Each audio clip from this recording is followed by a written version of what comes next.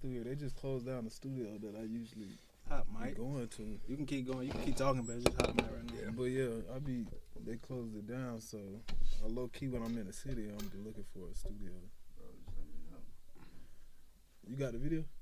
Yeah. I got it, but it's taking too long to download. Yeah. I was gonna world premiere that bitch. But that did work though.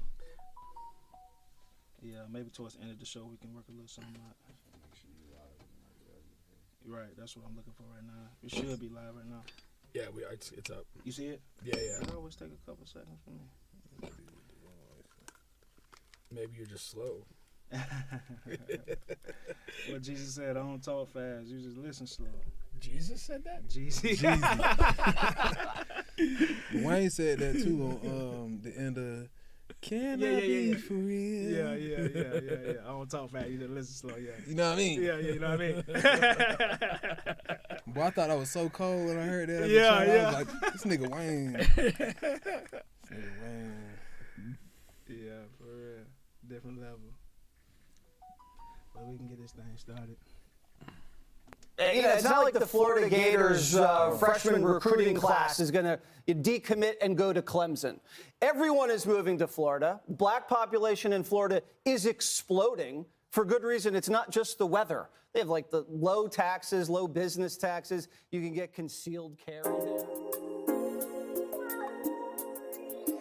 Hey, yo, Visage, you are blessed. Yo.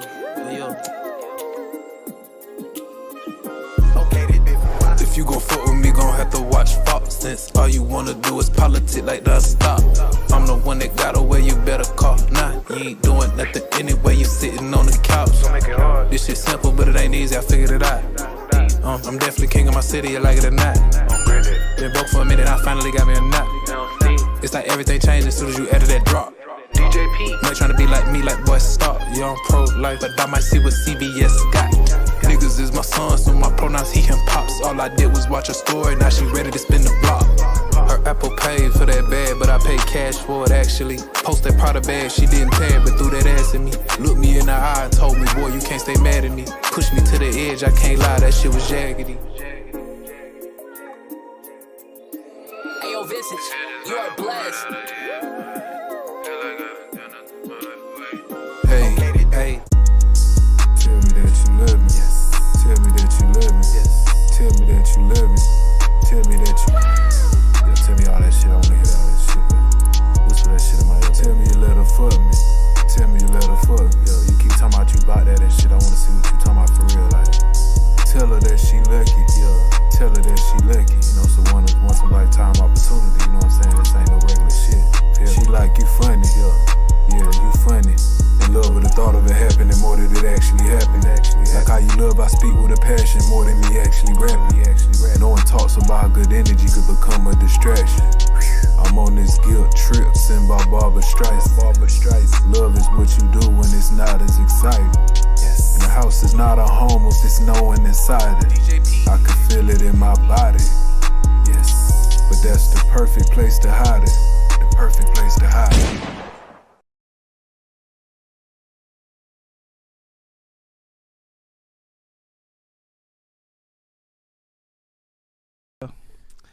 Welcome back. You guys are back on the bench podcast with Bubba and Pink, home of sports, music, and mayhem. Don't forget we're available on all, and I do mean all podcast streaming platforms, including here on YouTube. Please like, share, subscribe, all of that good stuff. We have JuJu Osborne in the building. What it do? What's going on, my man? Chilling, what's good? And for sure, man. And of course, we're gonna be talking about JuJu and JuJu's journey, all of that good stuff, man. And his career and things like that, what he's been doing, what he's been up to. And, of course, we're going to be talking about a lot of trending topics that's going on right now with Boosie versus all these young artists. We're going to be talking about some NBA, Florida Gators, Seminoles coming up, the impact that's going to have on college football, playoffs, things like that, and some Deion Sanders and some Meek Mill talk, all type of stuff, man. It's a lot of good stuff we're going to be talking about today on the show here.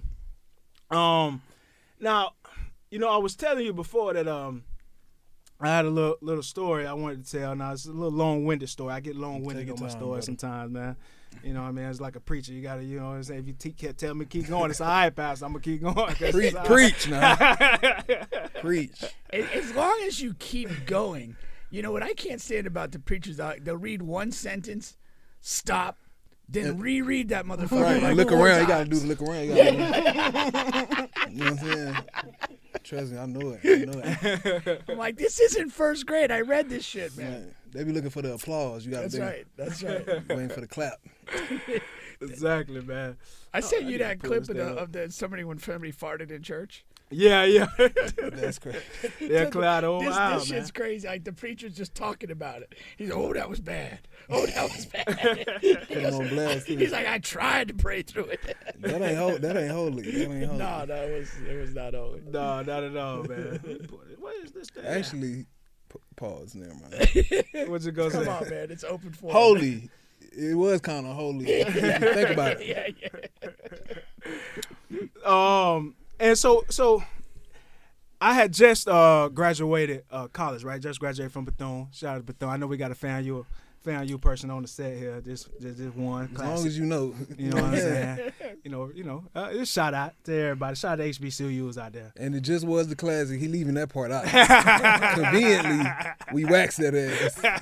For He sure. leaving that part out though. You know what I'm for saying? sure. Last week, a couple days ago. Another part left out. We That's still a different story though. We still up in the series. right. You know what I mean? That's a short-winded story. We won. You know what I'm saying? Keep holding that series lead because it won't last for long. So I stand with my Tallahassee brothers at FAMU. So I had just graduated, right? And I was at the bottom of the barrel with Orlando Sentinel. I was writing for Orlando Sentinel. And doing little shit work for Orlando Magic, shit like that. And I was working for Home Depot. And my two homeboys, Trap and Low, they had just ended their like football dream. Like it just had came to realization that this football thing ain't gonna work. You know what I mean? You grow up and you from certain neighborhoods, you know it's rap, play ball, and hustle. Shout out to Boosie. You know he said that rap, play ball, and hustle. That's all you know. And then you go up and you get to a certain age and you like, damn, it's time to let this particular dream go. And that's where they had just got to. And they had already did the let me transfer here, let me go there, let me try this coach. And so we would get together on the weekends.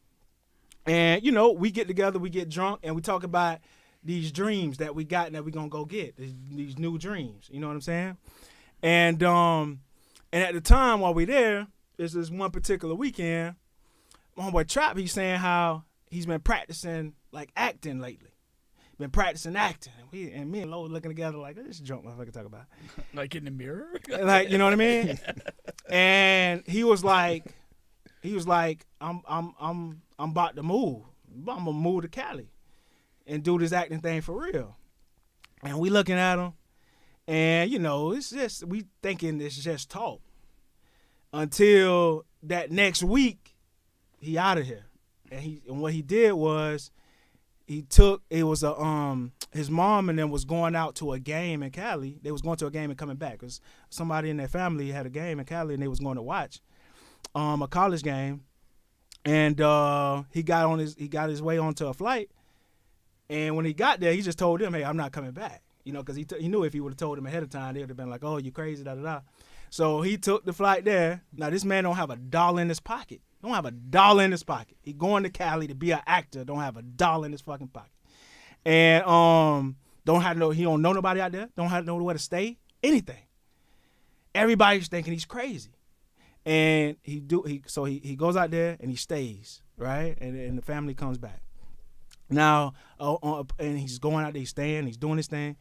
He gets lucky on his first night there because he meets somebody at the stadium and fucking A guy or a girl? A guy. Okay. And they need a house sitter. They paying to be a house sitter. I mean, it's just like, fuck, like, damn, like, this can only happen to a nigga from Edenville. You know what I mean? and so whatever, that's happening. But, you know, ups and downs come because that's how things go. And it's just so crazy. I never really got to tell him, like, just how proud I was for him doing that, because in our situation, you know, people don't take those kind of chances, man. Yeah. Like, I wish I had the nuts to do something like that. I don't even have any kids. I don't even have nothing holding me back. I'm just afraid to do something like that. You know what I mean? I wanted to be the next whatever, Stephen A. Smith, and I also wanted to write shows and movies and stuff like that. But I won't take that chance to go to New York or Cali or whatever because I'm afraid. You know what I mean? Yeah. And here go this man, and however you grade success for him, it didn't. You could probably say it didn't work out for him in the end. But for him, he did that. He went out, took that chance, did that, came with ups and downs, and you know what I mean, ebbs and flows, and and I never got the opportunity to just tell him like, damn, how proud I was of him for doing that, man, because that takes a lot. Yeah. Now we spin that, and because when I think about that, and I have no idea your story or why you chose to go to Cali. So we have JuJu here, phenomenal artist, and you're from Orlando, right? Mm-hmm. And so I want you to kind of talk about your time here in Orlando, and then what eventually like made you make that jump, make that move.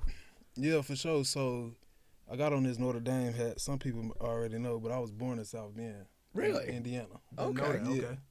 So I was raised here in Orlando. My mama moved us here, me and my older brother, when we was like 2 or 3. So, and we lived like all across Orlando, like the East Side, Eatonville. We lived in Eatonville for a little minute, and then we moved to Rosemont. So I kind of grew up in Rosemont. And I went to Jones High School. That's where I met Smoke, Ray Sean. Yeah. And it was crazy when I met him. We had the same class, and at the time, my mom was moving to Winter Garden.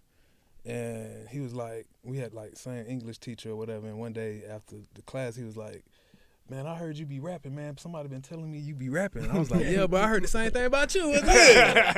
Right? And even before that, we was beefing a little bit about a chick before I knew him type shit.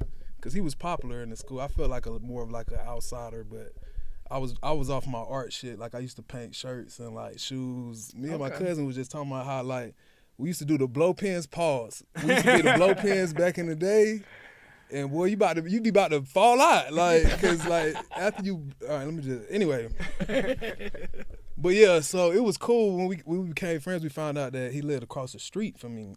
Like it was just random, like random neighborhood in Winter Garden. He lived right across the street. We started catching rides together. But anyway, And you were both going to Jones. Both going to Jones. At first, I was living. So the story about how, because my brother went to Edgewater, and we was really zoned like Lockhart, Edgewater, that type of trip. But I went to Jones because I wanted to be in the band, and my mom still worked right next to Jones. So she was like, "I'll take you, and I know you want to be in the band." So I used to play the alto saxophone. Okay. And I was in the marching band for like a year and a half, or the first year while I was at Jones. But yeah, we started catching rides together, and that's when the music, I started making music with him.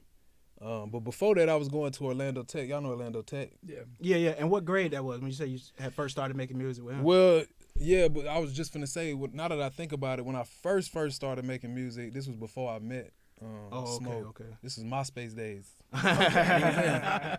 MySpace days. But yeah, my brother was going to Orlando Tech, and I don't know if he was in a music, I can't even remember if it was a music program. But he was like, bruh, and what's crazy is, I never told you this either, Jalen, like, bruh, he was the first person to play me Wiz Khalifa. Oh, like, yeah? Your brother? Yeah, I remember, I forgot the name of the mixtape, but this was back when they was burning CDs and shit. Yeah. And he was just like, because I guess Wiz came up there To Orlando to Tech? Orlando Tech. Really? Oh, wow. And he was like, yeah, I just met this dude named Wiz. I was like, what? And now I'm like, damn, now when I think about that, it's crazy. But anyway, Super crazy. yeah, I was up there, and it was somebody up there that was engineering, and he was just like, come up here, bro. And then I started making music. This was like 9th or 10th grade, probably 9th grade. Okay. Then I had Smoke coming up there, but then he was like, man, I know somebody that like really do this music shit. And he was almost like, he wasn't nervous, but it was like, damn, like Calvin, like he had his own studio at the time. He was like maybe 25, 26. So he had like his own building. He had Whoop coming through there, like, you know, Moot Boy, D-Boy, you know what I'm saying? I met them at a very early age. Not Moot Boy, but I met D-Boy really young. He probably don't even remember. He probably do though. That was back when we was doing the Smoking JuJu shit heavy, so he'll probably remember that. But anyway, so long story short, bro, I met Smoke, and that's when we kind of formulated Smoking JuJu. But it wasn't really like something we decided to do. It's just we was hanging out. He called himself Smoke, and then people were just like, oh, that's Smoking JuJu. It was like, bro, let's just go by Smoking JuJu. Yeah. So we started making music together. Calvin was letting us record for free. And shout out my nigga DJ Pete. DJ Pete! You know what I'm saying? That's when I met Pete. I was like 15, bro. You know what I'm saying? Wow. So he's been recording me since I was like then. 15. Yeah. You know what I'm saying? But, you know, so yeah, all that, we was recording this shit. We even performed. We did like our little pet rally at Jones. The principal let us perform in front of the whole school. Nice. Oh, that's big. That's Like big. it was That's crazy. And then yeah, shout out to Dr. Williams. Yeah. But yeah, we even had CDs printed. Like we knew he was performing. So Calvin was like real businessman. You know, he rest in peace. He passed away, but he was the one like, yeah, y'all need to have CDs ready when y'all done performing, so you can pass them out. And like it's gonna go crazy. Called up some of my niggas, they helped us pack, bro. They was snatching it out our hands. Nah. I'm talking about we went to the car, we was walking back, the people was like, yeah, let me get that. They was taking them. That was the first time I felt famous. You know what I'm saying? I don't think I've ever felt that again. You know what I'm saying? G shit. Soon come though. Yeah, facts. But yeah, anyway, so that was like the beginning of the whole like dream for me. I mean, I knew since 8 years old I was gonna rap or something. I used to think I was gonna sing too at a point in time, and that's why I be singing on my songs. But Do you have a musical family, or was it just kind of something that you found on your own? yeah, so rest in peace to my granddaddy. My granddaddy was very big into music. He could just listen to some shit and play it. You know what I'm saying? Yeah, it's big and band. like when I was younger, he used to I used to watch him play the piano, so he started teaching me how to play the piano a little bit. So I knew how to, not no more. I didn't. It's like an ex-girlfriend now. I don't fuck with you like that. I don't fuck with you like that. No circle back? Yeah. I mean, I ain't gonna lie. I be circling back though. I be circling back. The piano kind of, you know, everybody see a piano, you just like wanna do. Yeah. Play some Lil Jon on that bitch. I used to play that. What's that Atlanta song that Jermaine Dupri had? Welcome to it. Welcome to Dun, Atlanta, dun, dun. Yeah. That was me. Anyway, but yeah, my granddaddy was like real musical, and he played in the church. And he used to like record my like fake music videos around Indiana when I used to go visit.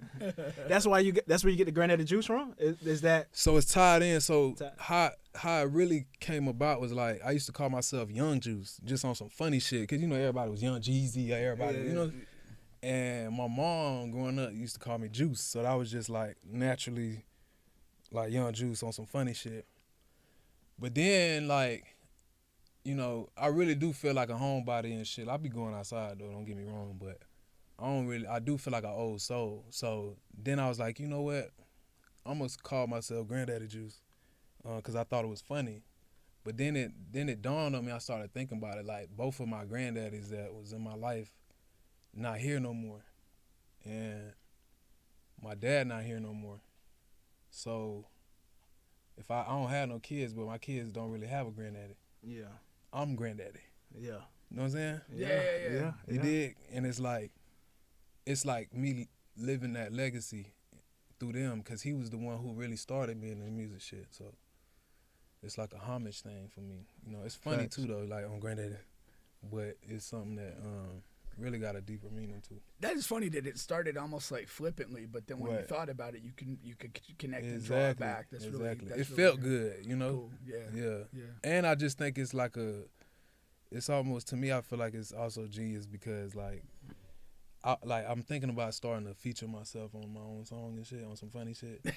And I can just make it another artist. Yeah, because you low key got different voices. You draw from different places. It all sometimes it almost sound like 2 or 3 different people on the song already. I be as getting it that is. sometimes. I guess it's weird for me when I hear that though, because I guess like I'm me and I live with myself. I hear myself, so I know the depths of like my voices and shit. Right. But if you don't know me, I guess you could be like, especially if you used to just hearing me like and projecting my voice. you Right. know? Right. That's interesting. Yeah. Yeah. I think you should definitely do that. Like feature Yeah, it's yourself. funny, I right? like that. It's I like kinda that. hard. I do like that. So yeah, I might do that. Yeah. And like, you know, this whole like age thing with being a rapper, you know, it's like beating you to the punch. Like, you know what I'm saying? I'm 31 years old, you know what I'm saying? Yeah. So it's kind of like I don't give a fuck in terms of like, boy, look, I'm Granddaddy Juice, and whatever, what you want to do. You know what I'm saying?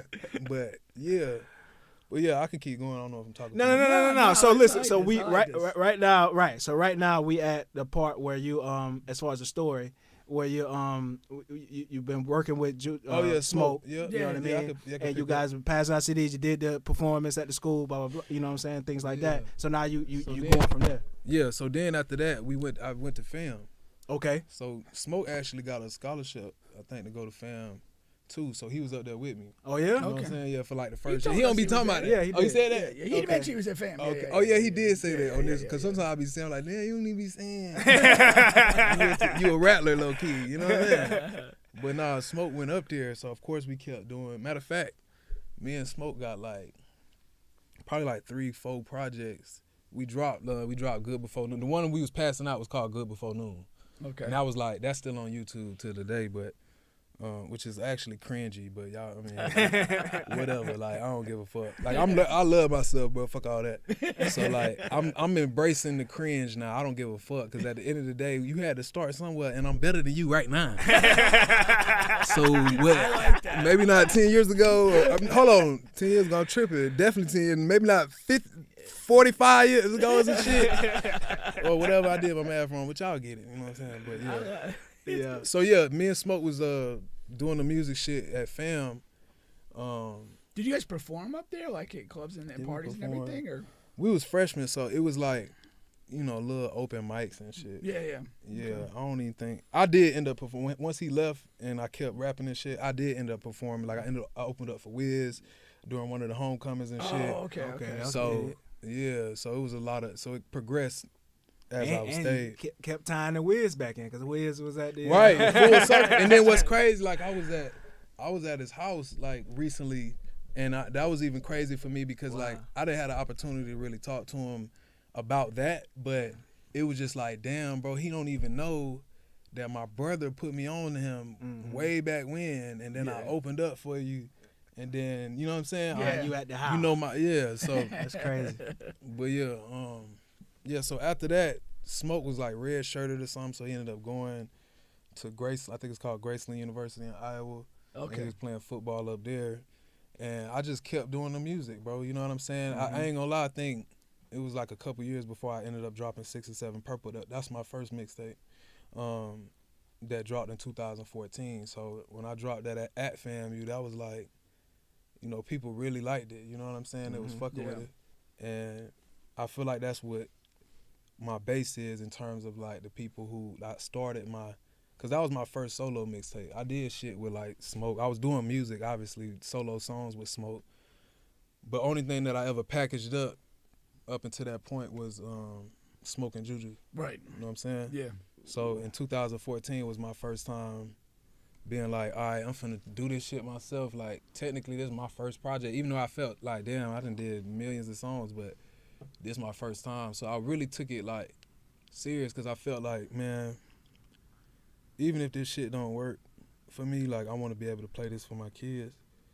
So I made it real personal. And I didn't even think people would, I knew it was hard, but I didn't think it was going to be, like, the talk of the fucking, like, now, like, everybody, like, think of it as, like, that was the college mixtape. Like, that was the one, you know what I'm saying? Yeah. And, they, so many people, you meet so many people from FAMU, you know what I'm saying? Like, Yeah.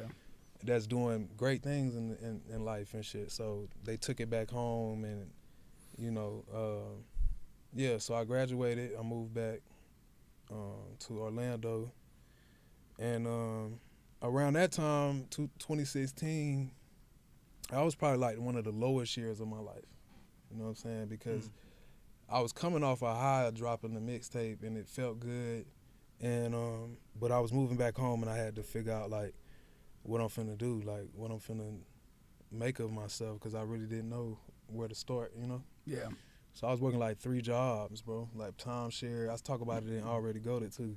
I say I used to work on Sand Lake at that Walmart. You know what I'm talking about? Yeah. The big one. Yeah. Yeah, out in the front they be having like lens crafters and shit. I used to work next to lens crafters, okay, at this place called Blue Green Vacations. Oh man. You know about that? Yeah, I know about It's that. timeshare, and I had to try to convince people that's trying to buy milk to come in to come in get a vacation. You look like you need a vacation. Yeah, that was me. I was so desperate for a job, bro, and I didn't want to just wanted to do right, bro, and I just was working everywhere, bro. You know what I'm saying? So What other job did you have at that time period? Oh my God, Macy's. Oh, actually, hold on. I don't know if Macy's was there. I had 2 timeshare jobs. I had one at Blue Green, and then I had another one that was like in Kissimmee. I forgot the name of that one, but the manager was a manager at Blue Green and this other place. I forgot the name, but she was like, "Oh, I can get you to work here too."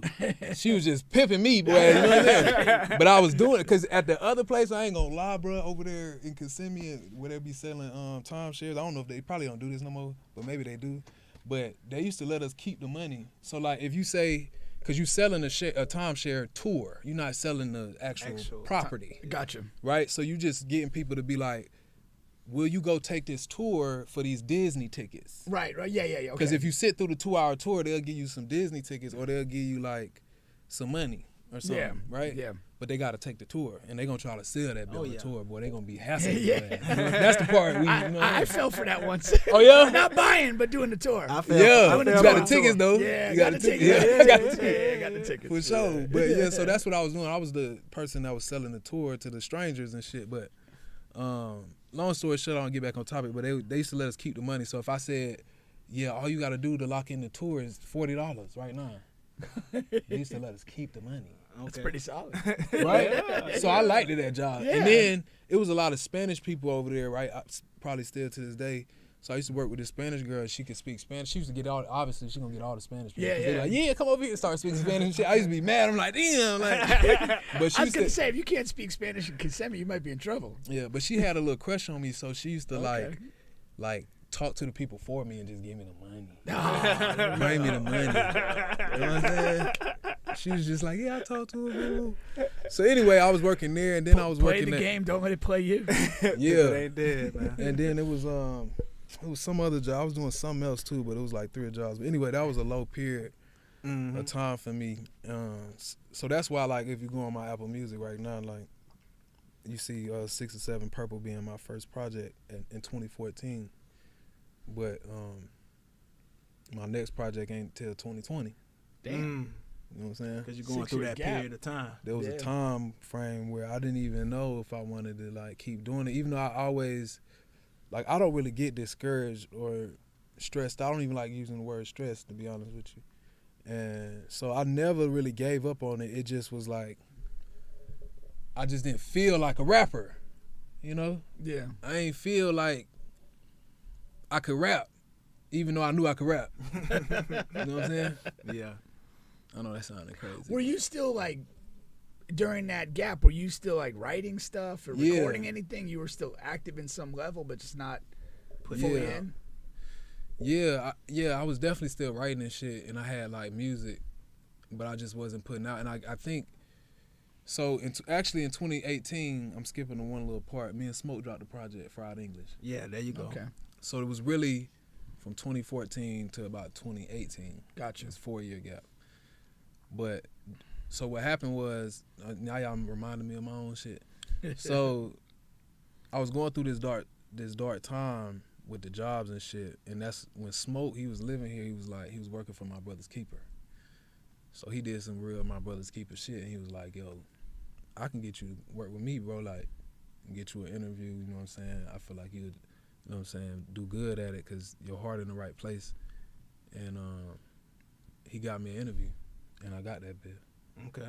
And he was the coordinator, and I ended up becoming the coordinator. They moved him somewhere else. But I started doing the My Brother's Keeper work, which is kind of tied into how I ended up in LA. But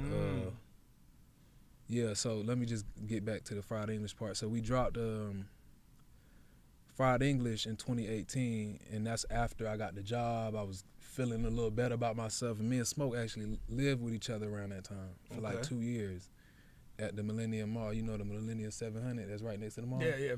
That's the Macy's. That's when Macy's come in. Oh, okay. Okay, because we used to basically live at the mall.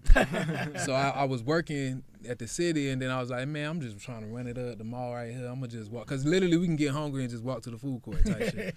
So I used to be like, I'm finna get a job at Macy's on some shit. And bro, I did. I used to clock in and go back home, bro. Fuck is a nigga talking about? Dead ass, no LOL. Didn't notice you were gone.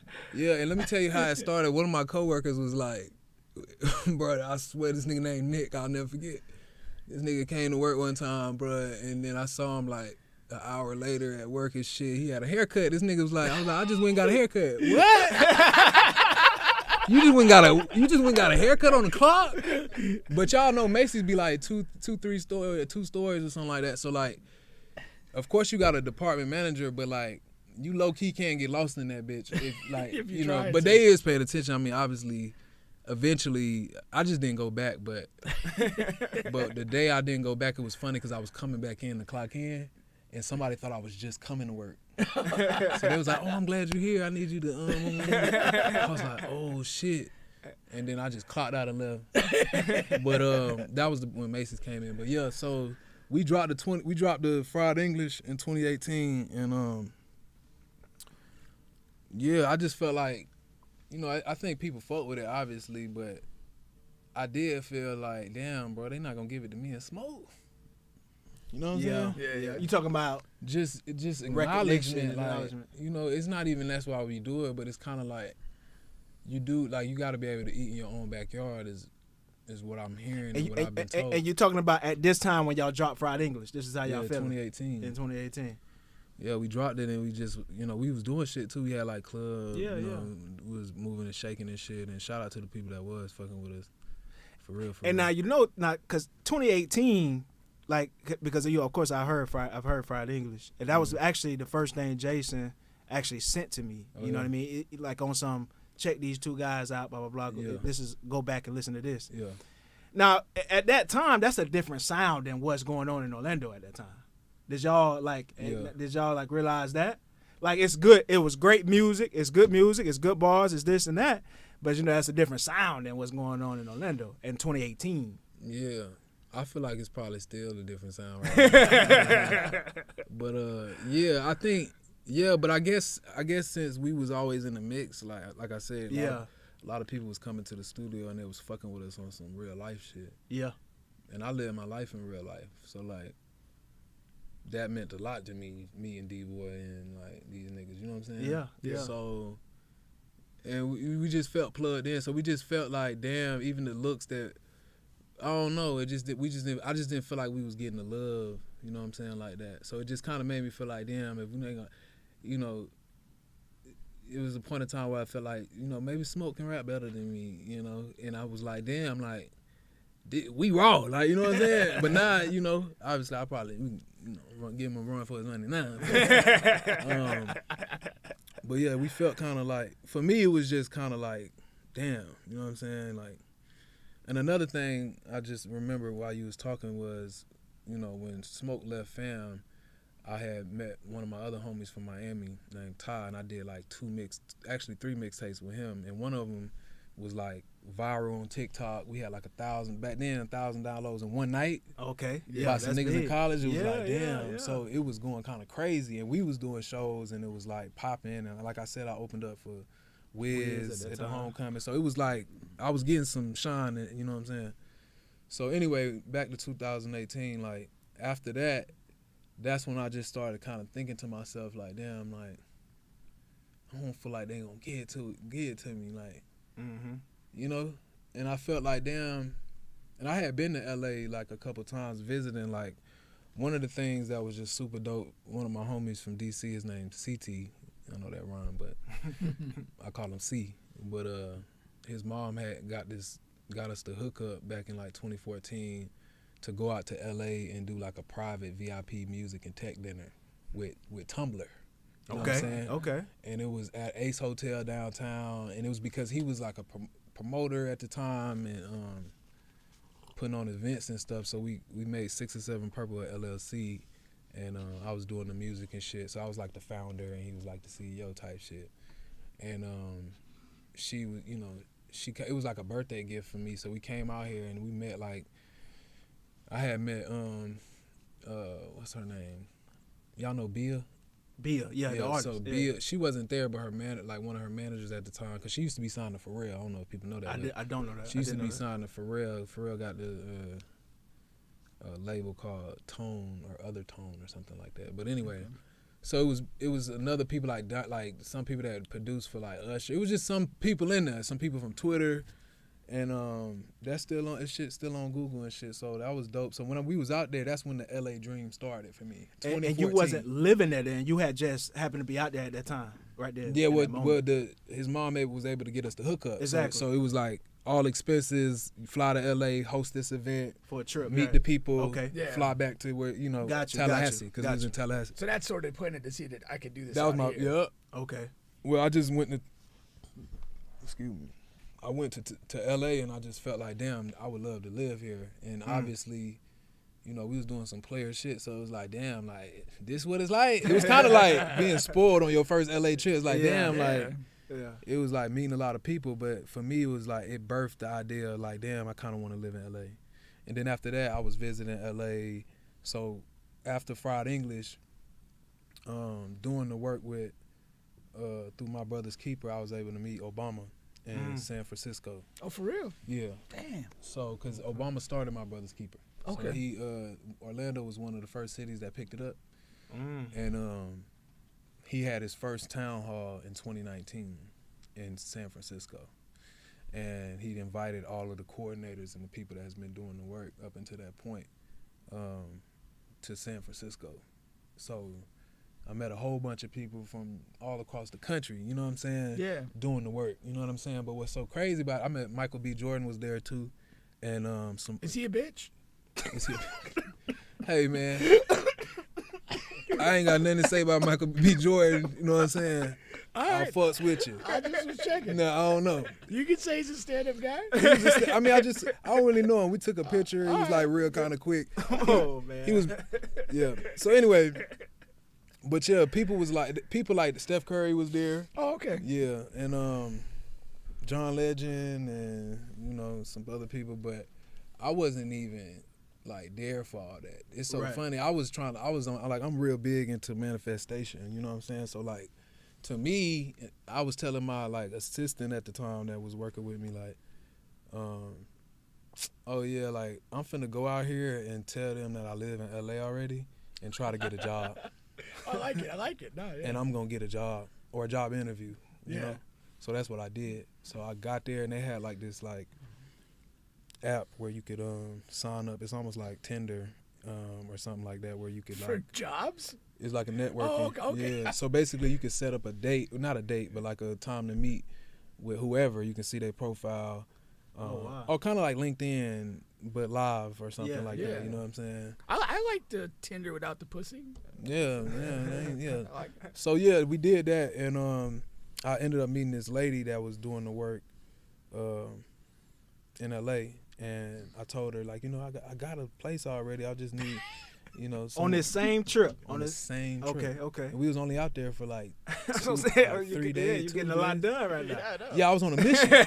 Nobody even knew I was on the mission. Right. You know what I'm saying? I was like literally like walking around that bit like, hey, how you doing? People would be like introducing myself. Like, okay, you live in LA, okay. What kind of work you do? Yeah. And the thing is, everybody in the room did this similar work. So it's like it was almost like how could I not think of this to do this? But I ended up getting 2 job interviews from that trip, and it's crazy how God worked. Cause like on the way back, they fucked up my flight, like the airport, the return flight. Yeah, Southwest or something like that. I don't know, but they gave me $1,000 credit to just use whenever. So I couldn't fly back with my team that I came with from Orlando, but they covered the flight back, and I still had $1,000 credit.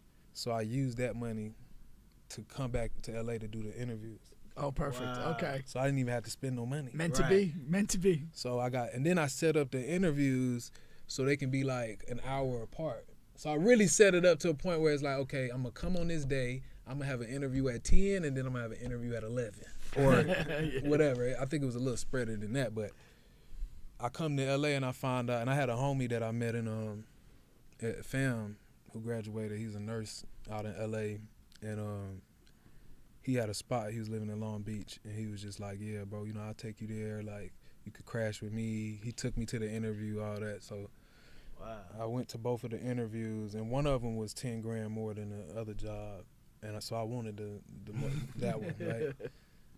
But I didn't get that one. I got the one that was 10,000 less. You know what I'm saying? But it's so crazy, bro, because I literally I'm never gonna quit this job, bro. You know what I'm saying? And what I mean by that is, like, in some capacity, it's gonna always be there, and like, cause I really love what I do. You know what I'm saying? And I know it was God, cause like, bro, people be stressed out about jobs and shit. That's what I'm saying. I don't, you know. My cousin was telling me, like, yeah, you look young and shit. I don't stress, bro. I don't stress. I don't get mad.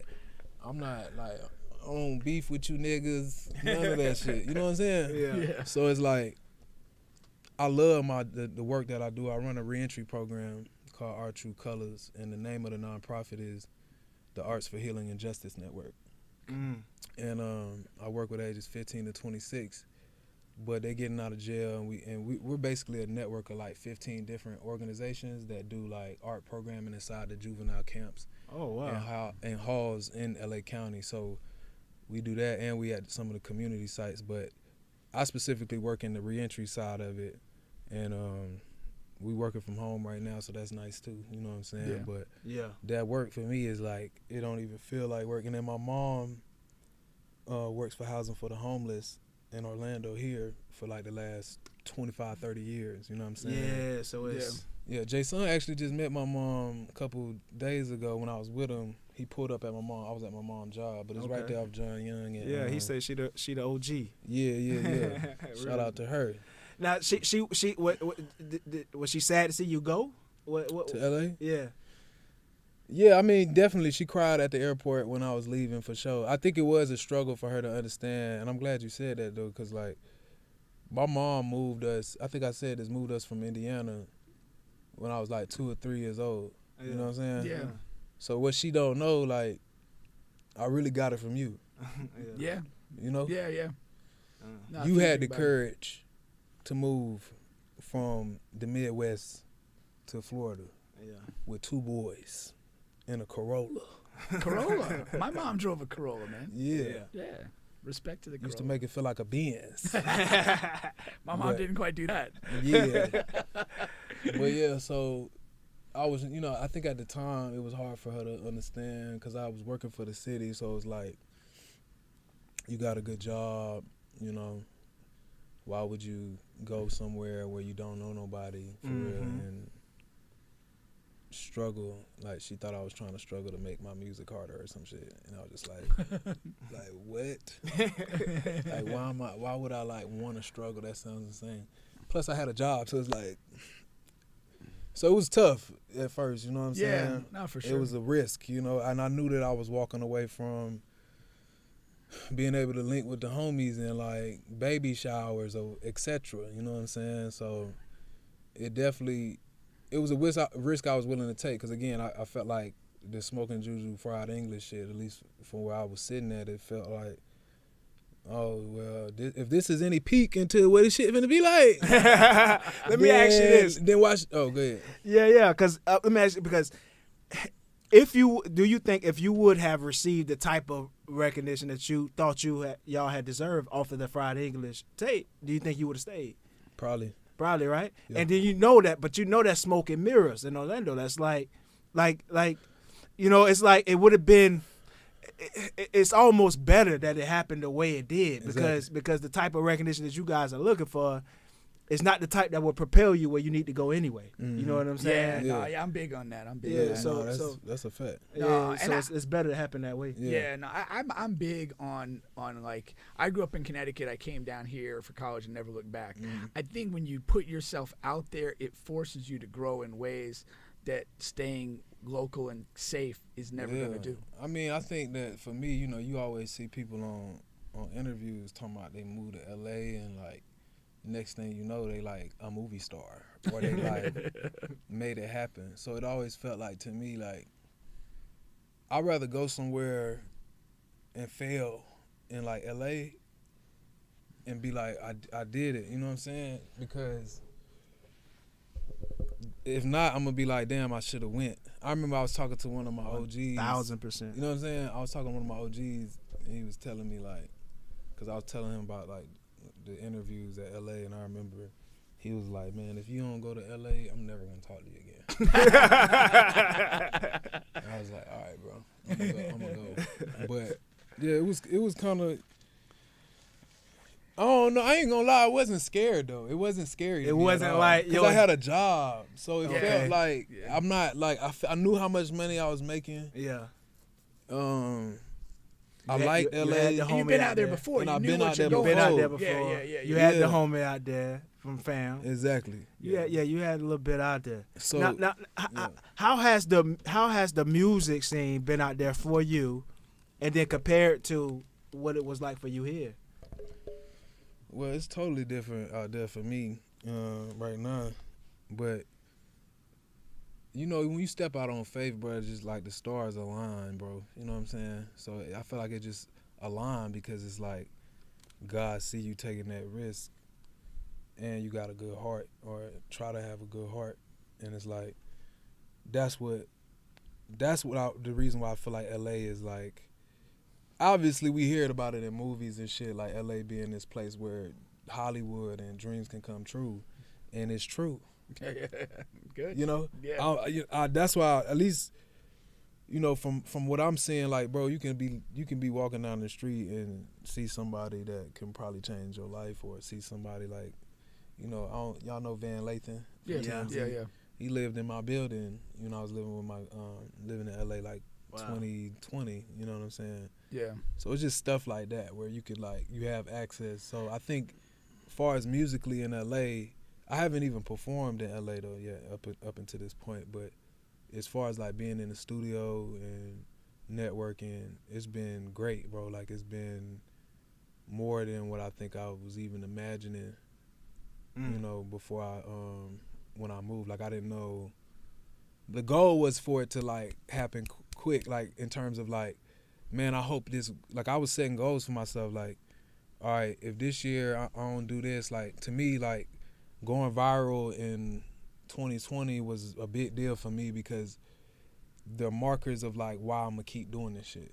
Right, I'm not right. I'm not gonna be no blind ass nigga trying to rap and like it's not working. So I had like little goals that I wanted to reach. So when I was reaching them, and then Ice Cube posted it, it was like, okay, damn, I should probably keep going. Like, you know, and then I won the rap tournament. I don't know if y'all remember the Orlando rap tournament. You won the I didn't Orlando even rap want to tournament. do it, and You I'm won glad, the original, I'm glad right? I did it. You won the original Orlando rap tournament. Yeah, the first one. Yeah, they did yeah. it like in the pandemic. So And that's been the biggest one. Like, yeah, you know what I'm saying? yeah. So that was the time where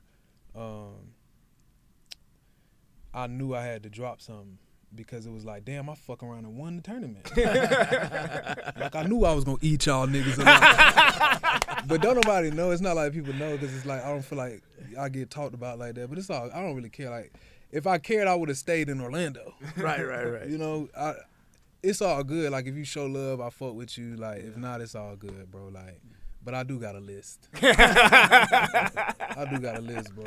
I'm dead ass serious too. But like I think moving to LA and the connections there is definitely way different from Orlando. And finish your name dropping because you got Ice Cube who reposted that. You know, of course, we remember that. Yeah. And let's go ahead and finish this on out. Who have you met, been around, and I don't want to do that, bro. I feel like that's kind of lame, like to be like, oh, damn, my uncle just called me. But yeah, but I will say this though. I keep a list, right? And sometimes when I say that, people like thinking it's like weird, but it's really because it tells a story, right? For me, like I want to remember who I met and where I was at in my life when I met them. You know what I'm saying? Okay. This the list right here. I'll show it to y'all niggas, but I'm not going. You could ask me about somebody if you see somebody on here. Okay. But you know, I don't want to just be like, oh, I met this person. You know what I'm saying? It's really like that. But literally, I only do that just because you see the date in the I try to put the city too. Yeah. And that's literally just because I feel like it helps me one day be able to tell my story, bro. Now, where you put the city, that's where you met that person, That's or you where just I met saying him. where that's Yeah. where they from? Okay. Yeah. No, where I met him, because then Okay. I can be like, oh, I remember exactly what happened, Yeah, where I yeah, was Okay. at. So Yeah. then one day, when I ever want to tell the story, but I don't have to be like, oh yeah, I did meet that person. No, I can be like, no, I remember meeting him then, and this is where I was at in my life. You know what I'm saying? My nemesis. Oh, Nikki, No. Cardi. Oh yeah, Cardi. Yeah, he don't. That fuck was with- in he don't- Orlando. He don't fuck with Nikki or Cardi. Yeah. For real. Well, I know what we want to know is how did the Big Sean thing come about, and in what capacity? Like, let's you know what I mean? So the Sean, we met through a mutual friend. Yeah, my manager actually right now, Tone. That's his name, Tone. He's from Detroit, and you know, I'm from the Midwest, so a lot of my family from the Midwest. You know what I'm saying? So yeah. like, when I graduated from FAMU, my aunt, who lives in Detroit, been living in Detroit for a minute. She's from Chicago, I think, though, but she came to my graduation, and at the time, she was with Mark, this her ex-husband Mark, and Mark was doing like, I think, self-defense classes, or like, and he had like renting out boats and shit in Detroit. I don't know, something like that. But he came to the graduation too, and he was telling me like, bro, I like your music. I know some people from, I think at the time he was saying Finally Famous. And I knew at the time when he said it, like, oh, that's Big Sean, like, that's dope or whatever. And he was like, yeah, I'm going to give him your music and shit. And I was like, all right, for sure. Did you really believe that? Because, you know, people say that all the time. You know what I mean? Definitely did. I was numb at that point. At that point, like, know what I'm I would saying? just nod my head and be like, hell yeah, bro. Like, You know what I mean? like, do that shit, bro. Do that shit. Yeah. 'Cause that's all you can really wish is, you know, or whatever. Like, Whatever, keep yeah. your word, nigga. You know what I'm saying? I'm But, gonna hold you accountable. right. Yeah, my love language is accountability. Okay. You But must anyway. not. You must not get along well with women. Then. Yeah, they hate me. They don't know shit about accountability. Yeah, they hate me. But anyway, Sean, so I met Tone. So when I graduated, remember I was telling you 2016 was like a low year for me. I had that same January though, because I graduated in December. That same January, I dropped a song with I was featured on a song with my homeboy G, and I remember posting it. And this was like fresh. I'm just getting home, so we posted the song. You know, I was feeling myself. The verse hard too, but I remember Tone jumping in my comments, and that's how I met him. He was just like, "Oh man," like at the time, I think I was trying to connect the dots. Like, how'd you hear about me and shit? And then I think at the time he just, I don't know if it was registering him. He was just like, I don't know, like it don't matter, like, you know what I'm saying? So we got cool, and at the time he was working with Dej Loaf. So I knew at the time that he wasn't just like trying to like waste my time. Right, You know what I'm saying? So, but we was in two different cities. I was still here in Orlando. He was living in Detroit. So we wasn't really having like a management artist type of situation. But eventually, after like I moved to LA, so I moved to LA in 2019. Mm-hmm.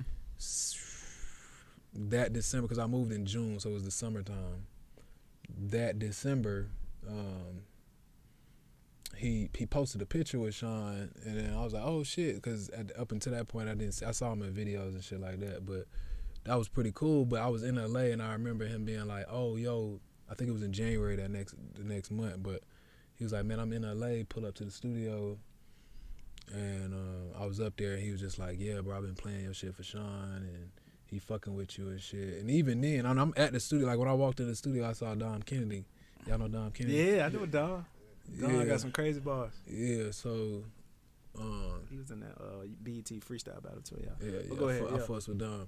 But yeah, I walked in, and I saw Dom, and I was like, damn, this is my first time being at least a studio like this in LA, you know what I'm saying? So I knew it was like it was a big deal for me at least.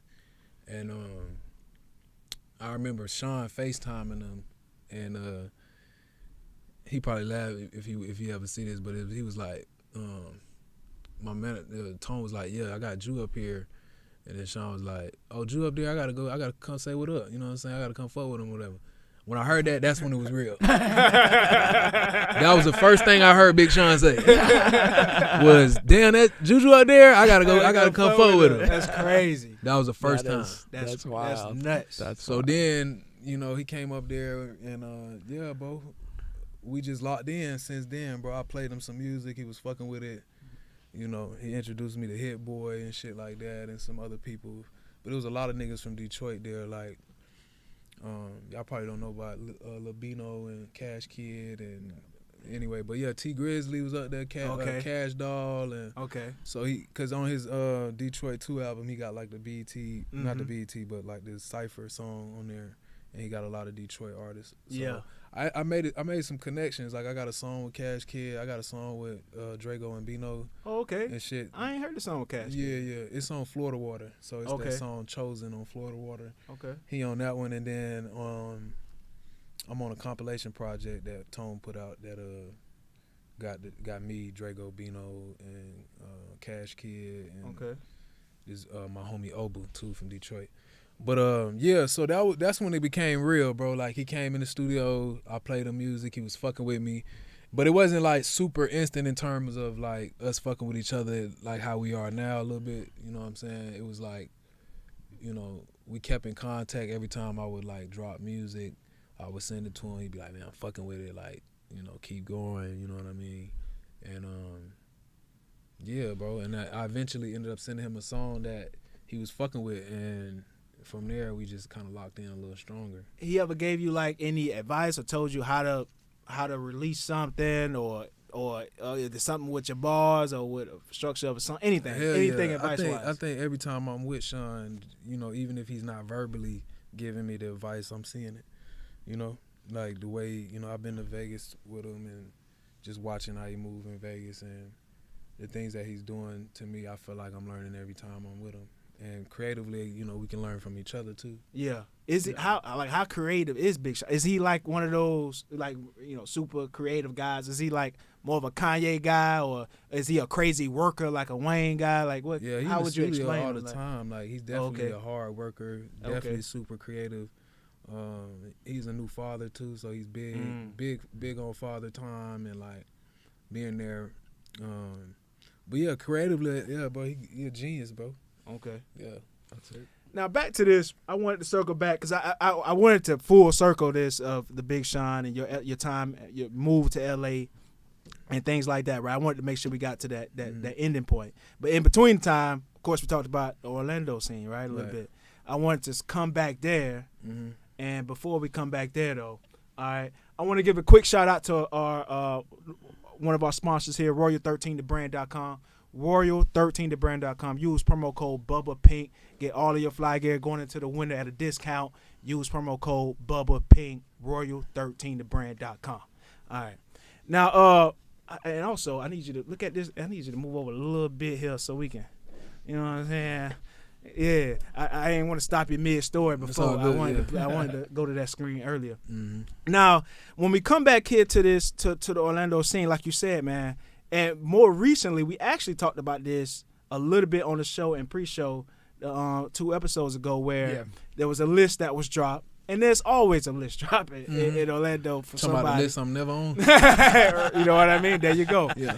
And not only that, it's like, because then when you drop a list, then you got people in the comments dropping names and stuff like that. And like you said, man, you know, JuJu, Smoke, these are, you know, JuJu in particular, these are names you don't see mentioned a lot.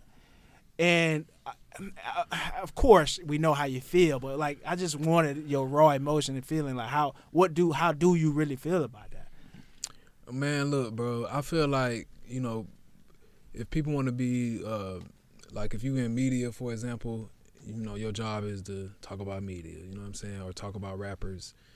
I think if I was living here, I'd probably feel more of a type of way, but I think in 2019, I let go of like trying to care, you know what I'm saying?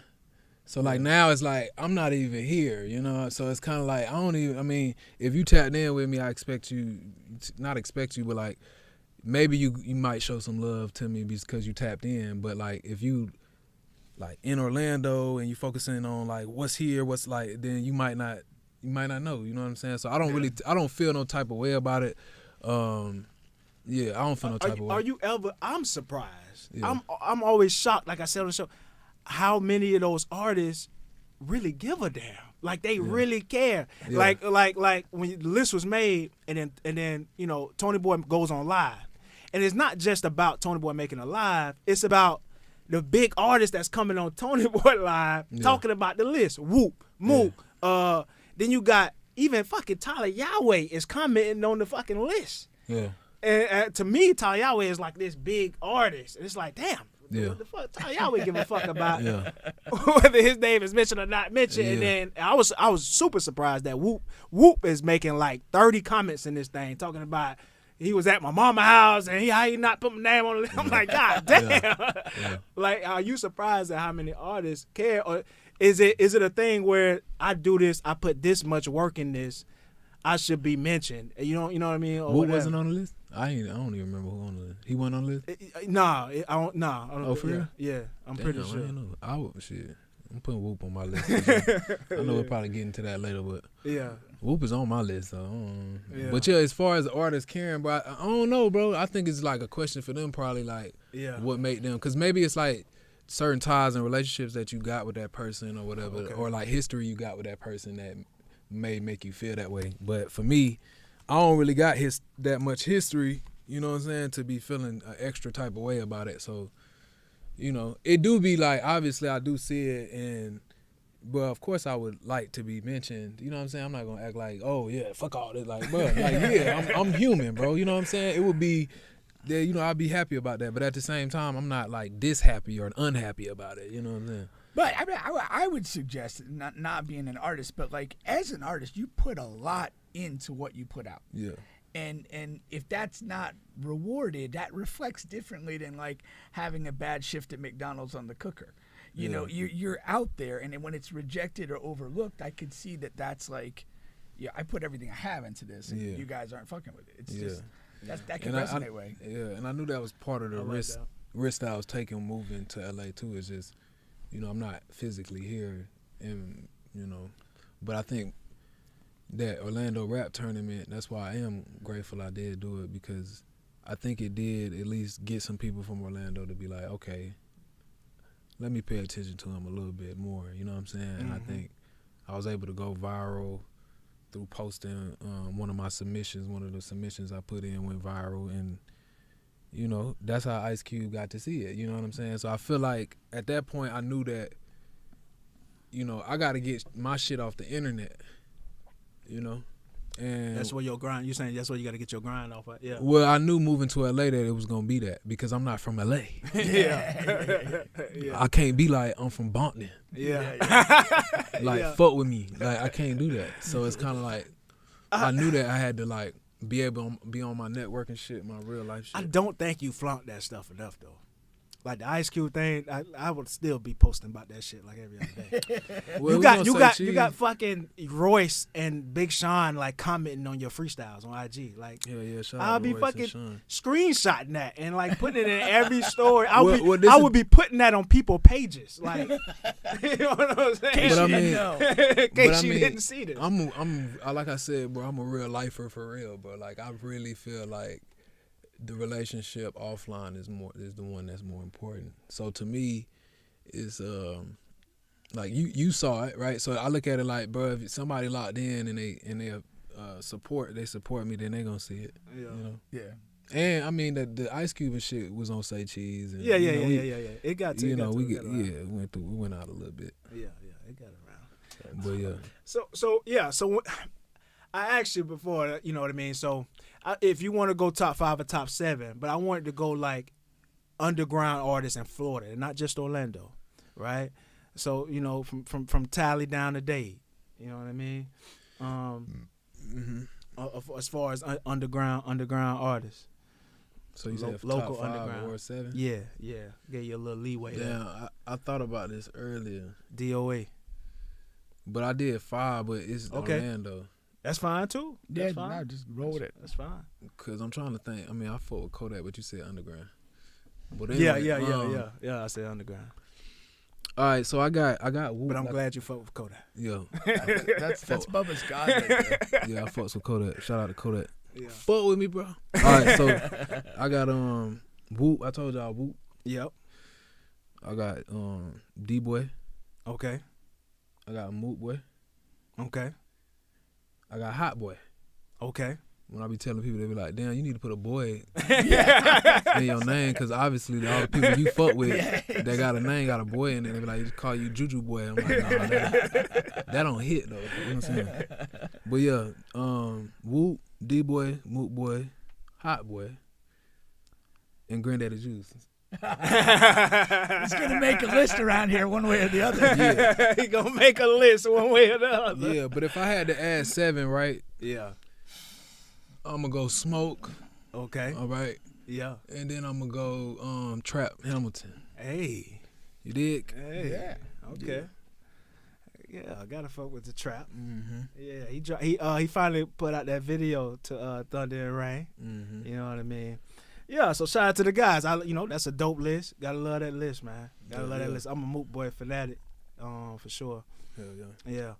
Once again, you guys are on the bench podcast with Bubba and Pink, home of sports, music, and mayhem. We're available on all, and I do mean all podcast streaming platforms, including here on YouTube. Please like, share, subscribe, all of that good stuff. We have Granddaddy Juice in the building. On Granddaddy. If you got your phone in your hand, it's JuJu Osborne. He's on all streaming platforms, all this good stuff. Good JuJu, bad JuJu, latest projects that he released. But you have a new video you releasing tomorrow. I got that right? Yep, I already got it off Bad JuJu. Okay, already got it. Drop it tomorrow, right on YouTube, on your YouTube page? Yep, at midnight. At midnight. Midnight tonight or midnight tomorrow? Isn't this the same thing? Nah. Midnight tonight's in about 5 hours. Yeah. But midnight tonight is tomorrow. Yeah. But if it's midnight tomorrow, then it's Friday. Come on, man. Midnight tomorrow is the next day. Right. But when is it dropping? Tonight. 5 and 5, All 6 right. hours. Tonight. We good. Okay. All right. So Now we know. You can eat some turkey. If I'm up that late, I'll like it right away. Eat some turkey. Otherwise, I'll catch it in the morning. Yeah, no. It's gonna be Yeah, out we for eating sure. turkey and listening to JuJu already goated. We're watching already goated. I'm not eating Yeah. that damn turkey, man. We're having Chick-fil-A strips at my house That sounds kind of fire. with some steak. Do you hear the white Thanksgiving versus Black Thanksgiving? Do you ever see that on social media? And do you? I don't really pay attention because I hate the holidays and I just we just do my own lane. Y'all do your own thing. Yeah, right? yeah. Yeah, so- Usually it's like steak and pasta, but we're gonna put in the strips this time. I don't fuck with turkey at all. I don't like any of the traditional Holiday food? Holiday food, yeah. Me either, Yeah. bro. Not like that. Yeah. I used to be though. Like I used to like all that shit, but I'm like, if turkey's so great, why don't people eat it all year round? bingo. I mean, I could do like a turkey sandwich, but I don't really be on the like I don't eat stuffing. No, I don't eat like pie. yeah. No. Like I mean, no type of pie. when I was a kid, I had to eat it. You know what I mean? Yeah. But now when I So have did choices, I. And now that I get to call the shots, that that turkey and cabbage and all that shit's gone. yeah. I mean, I think about it. If turkey was that great, why don't we have turkey houses instead of steak houses? Bingo. You preaching, huh? Preaching. I fucks with it. You know, it got to, if it's the right person. If it's the right person making it, I can't. You know, I'm not a macaroni person, but you know, if my auntie making the macaroni and cheese, I got to have it on the plate. Absolutely. Collard greens, you know what I mean? The yams. I'm not a yams person. Who is? But when my grandma was making the yams, I got to have one or two. Yeah, you festive. You festive. That's what we call it. Now, what I ain't gonna do is Friday, Saturday, Sunday. You know, I'm done with it. You know what I'm saying? Oh, eating the leftovers. Yeah, like for the shout out next to 3-4 Plies. He days. went viral for that. That was hilarious. That's true. Yeah, we're not doing that. We're not doing the Friday, Saturday, Sunday, Monday thing. I don't do leftovers of anything. We'll start fresh every day. Well, let's get into some traded topics here, man. For sure. Up here, let's go start a bench. We have a segment where we do start a bench with Coach Pink, right? And basically, we're gonna add JuJu in here. We're gonna give JuJu a Pink 60 seconds to talk about some of the things that's trending right now, and you guys get to decide whether you want to talk about it or not. All right. What do we got, Bubba? All right. So first up, we got a local hooper here. Turned NBA, man. Anthony Simon started bench. Oh, we got to start him. I start him whenever he shows up for Pedro's posse. That's right, man. That's right. Anthony plays a lot with Pink's team in the pro-ams here. Did y'all win that year?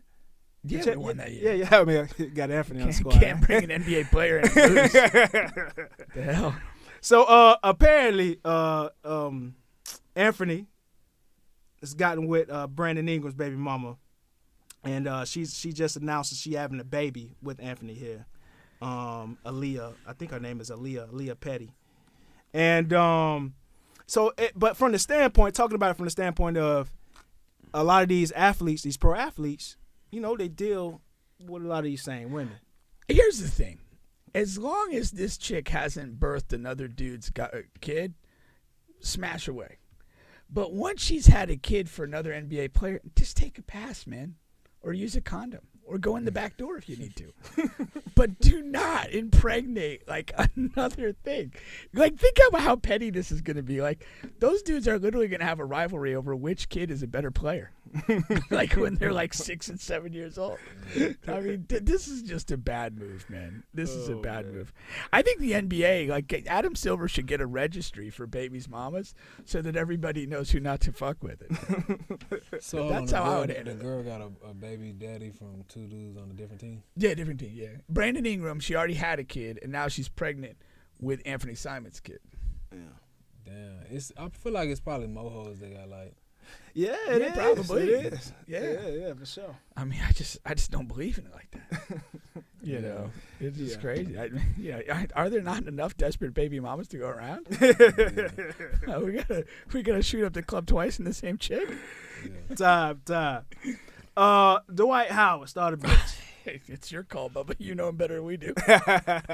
Oh, the dinner shit? Yeah. What is it? I mean, so he just, he's trying to stay relevant. So he put up on the social media, he wants to know if the people will take a $500,000 or a dinner with him. Remember the Jay-Z thing? Yeah, he's just doing this, recycling the same bit. Yeah. Come on, I'm taking the 500. For sure. Yeah.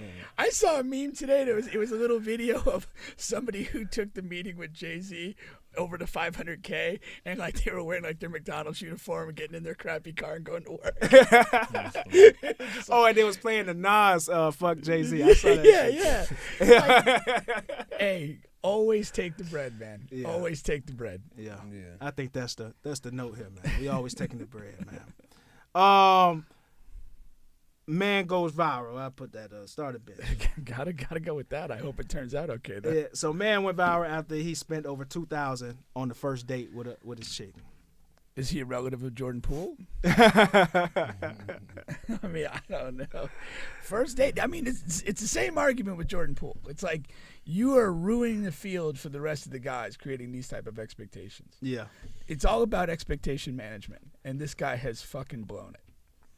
That's just crazy. What did the 2000 like? What did he do? For he put the receipt up. It was basically just went to this expensive restaurant. So was one expensive restaurant, $2,000. Yeah. Damn. Imagine if he didn't get laid though.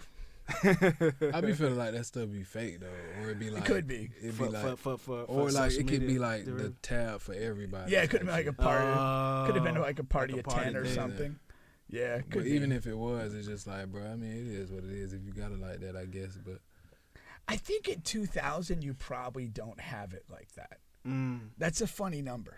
It's not like a crazy like, hey, I dropped 20 grand and we did this. Yeah, it's like 2's right in that fine line. He's probably somebody was saying they adult entertainers though. Which the girl? The girl and the nigga. Oh yeah. Oh, the like dude too. They do like some Pornhub shit or something. Oh yeah. Okay. I saw that. It's possible. I saw that in the comments. Man, he damn sure got laid. Maybe it was $2 grand well spent. So if that's the case, you never know. It could be like publicity just to. That makes more sense. Get them to go to their page. Makes more sense. I don't know. Me and Pink hate that, man. We don't like that. Yeah, we don't like that, man. Last one here is and I definitely wanted your take on this, was Meek Mill, and basically he was saying how it's impossible to make money off streaming these days. The system is failing. You got a take on that? Yeah, I mean, it's the truth in terms of how much you're getting paid per stream. It is kind of ridiculous. So yeah, I definitely agree. But isn't that like that's the wave now, right? Well, the thing is, I was just talking to my cousin about this, but like, if you a big artist like Drake or Kendrick Lamar or something like that, you probably you getting that money up front from the label. Like they gonna give you a $500 million, however many millions Drake getting up front. So the streaming money, like depending if you own the masters and shit like that, it varies. But you eating off the money that the label can get you. You're not really eating off the streams like that. It's not like you getting signed and it's like, oh, we're gonna give you all your stream money and you're gonna be rich. No, you're gonna get that advance, buddy. Yeah. Right. And then you're gonna have to recoup the advance and then you'll get some money. Okay. I was streaming. gonna say, if you get the advance, does the streaming chip into the repayment of the advance? I mean, it depends on what your deal is and all that shit too. Yeah. Yeah, I guess. I mean, it also depends, and also the everlasting argument of independent versus signing with a machine behind you. Yeah. I guess that ties into that too. Cause I can never. I honestly can see the benefits for both. You know what I mean? Exactly. Yeah, for sure. I think it depends on where you at as an artist, like in your career too, in your development and your journey. Like for me, I would definitely sign to a label. You know what I'm saying? Yeah. If I was 18 years old and I was raw and I had my own motion, then I don't think it's smart to just sign to a label because you got so much time and you already popping. You know what I'm saying? If you already popping, going viral, what are you really needing the label for anyway? Yeah. Not saying that you need them to only get you popping. It's really just the connections, what they're able to bring to the table.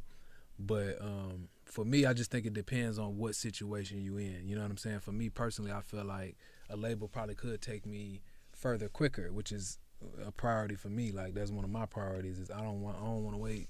The slow grind. Yeah. Yeah. So I need but yeah, I think but don't get me wrong though. Like if if I drop some shit next week and it take off, then I ain't signed.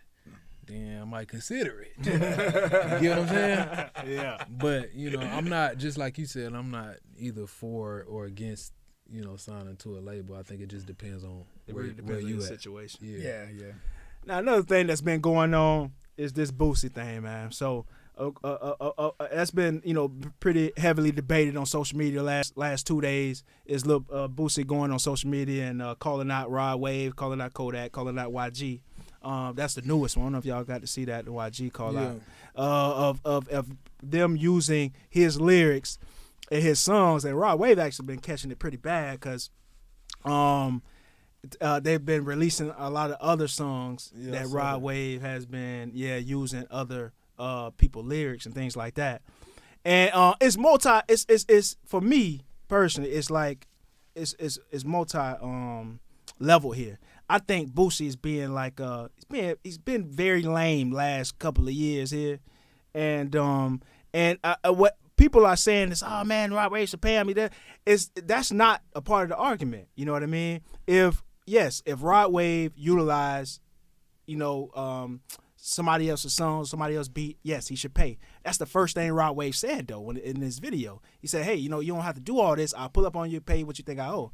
Right, that's the number one thing. But the number two thing is Rod Wave is with the fucking label. Like any song that he's using, he had to work to get cleared. So he's already paid what he owed to the song owner. The problem is Boosie don't own a lot of his, excuse me, or not a lot of his, but some of his catalog to begin with. Right. So some of these songs that are being utilized, that are being remixed, that are being reused or what have you for other purposes.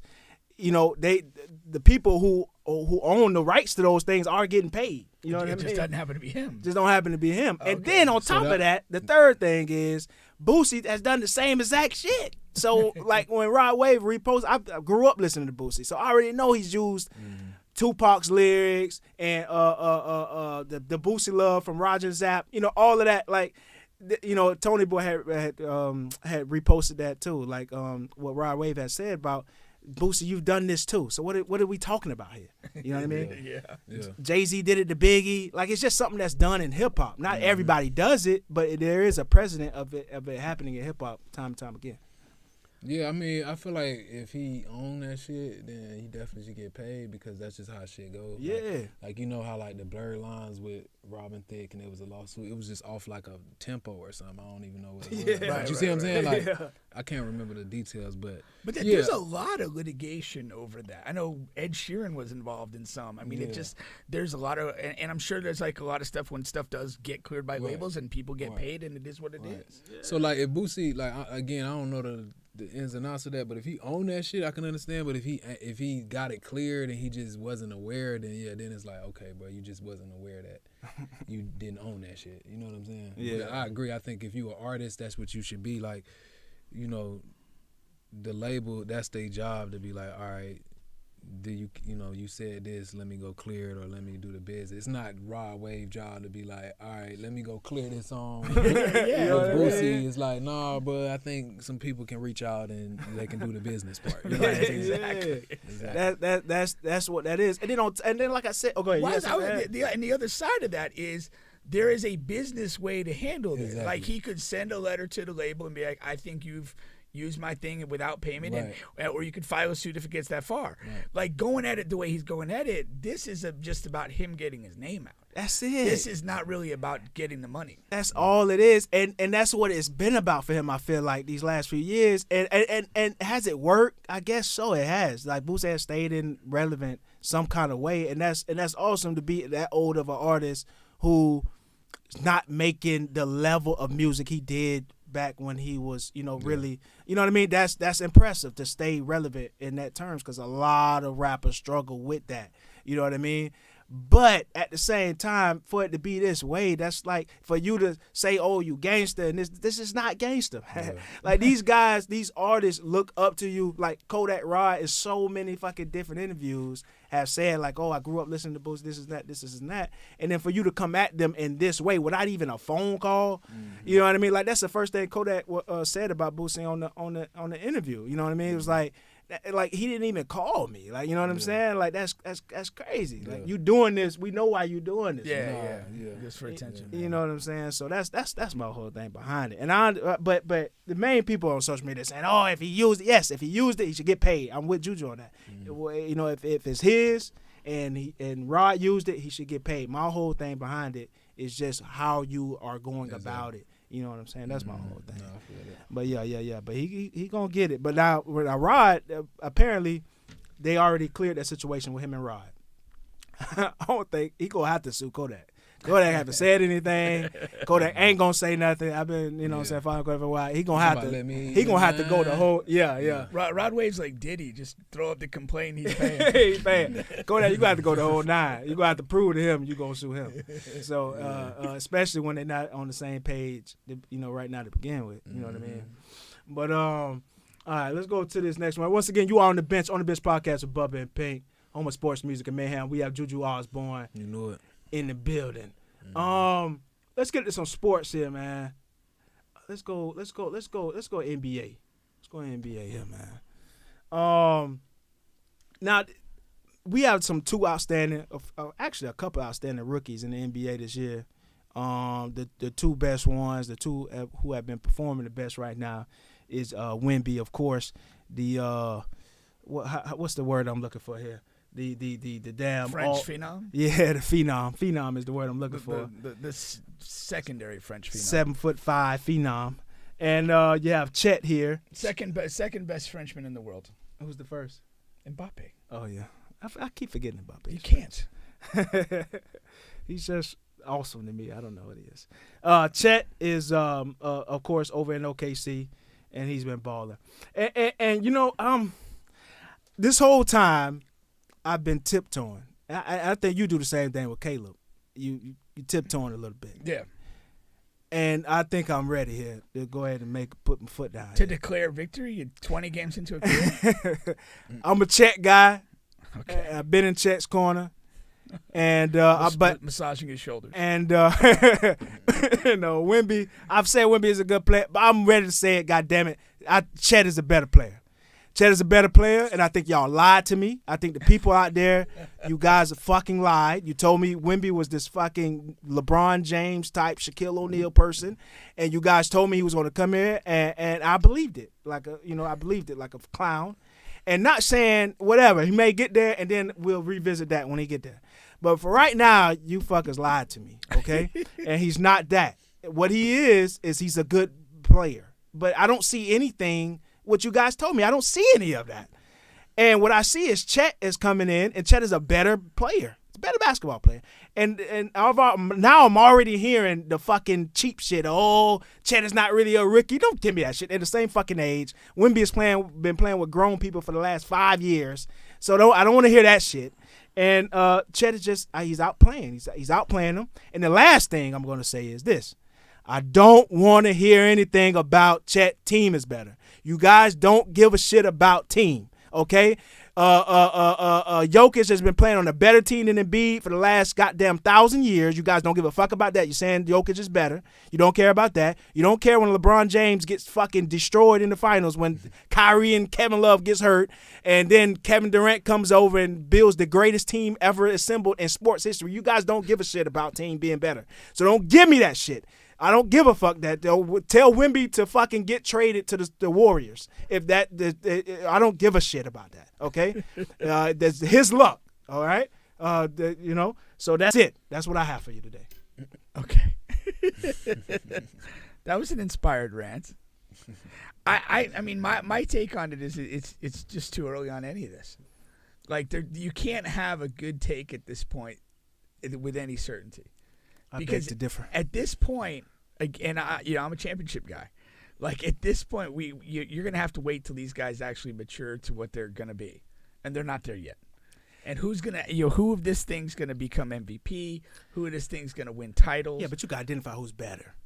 You could do that. This brief moment. Yeah, they've already played against each other.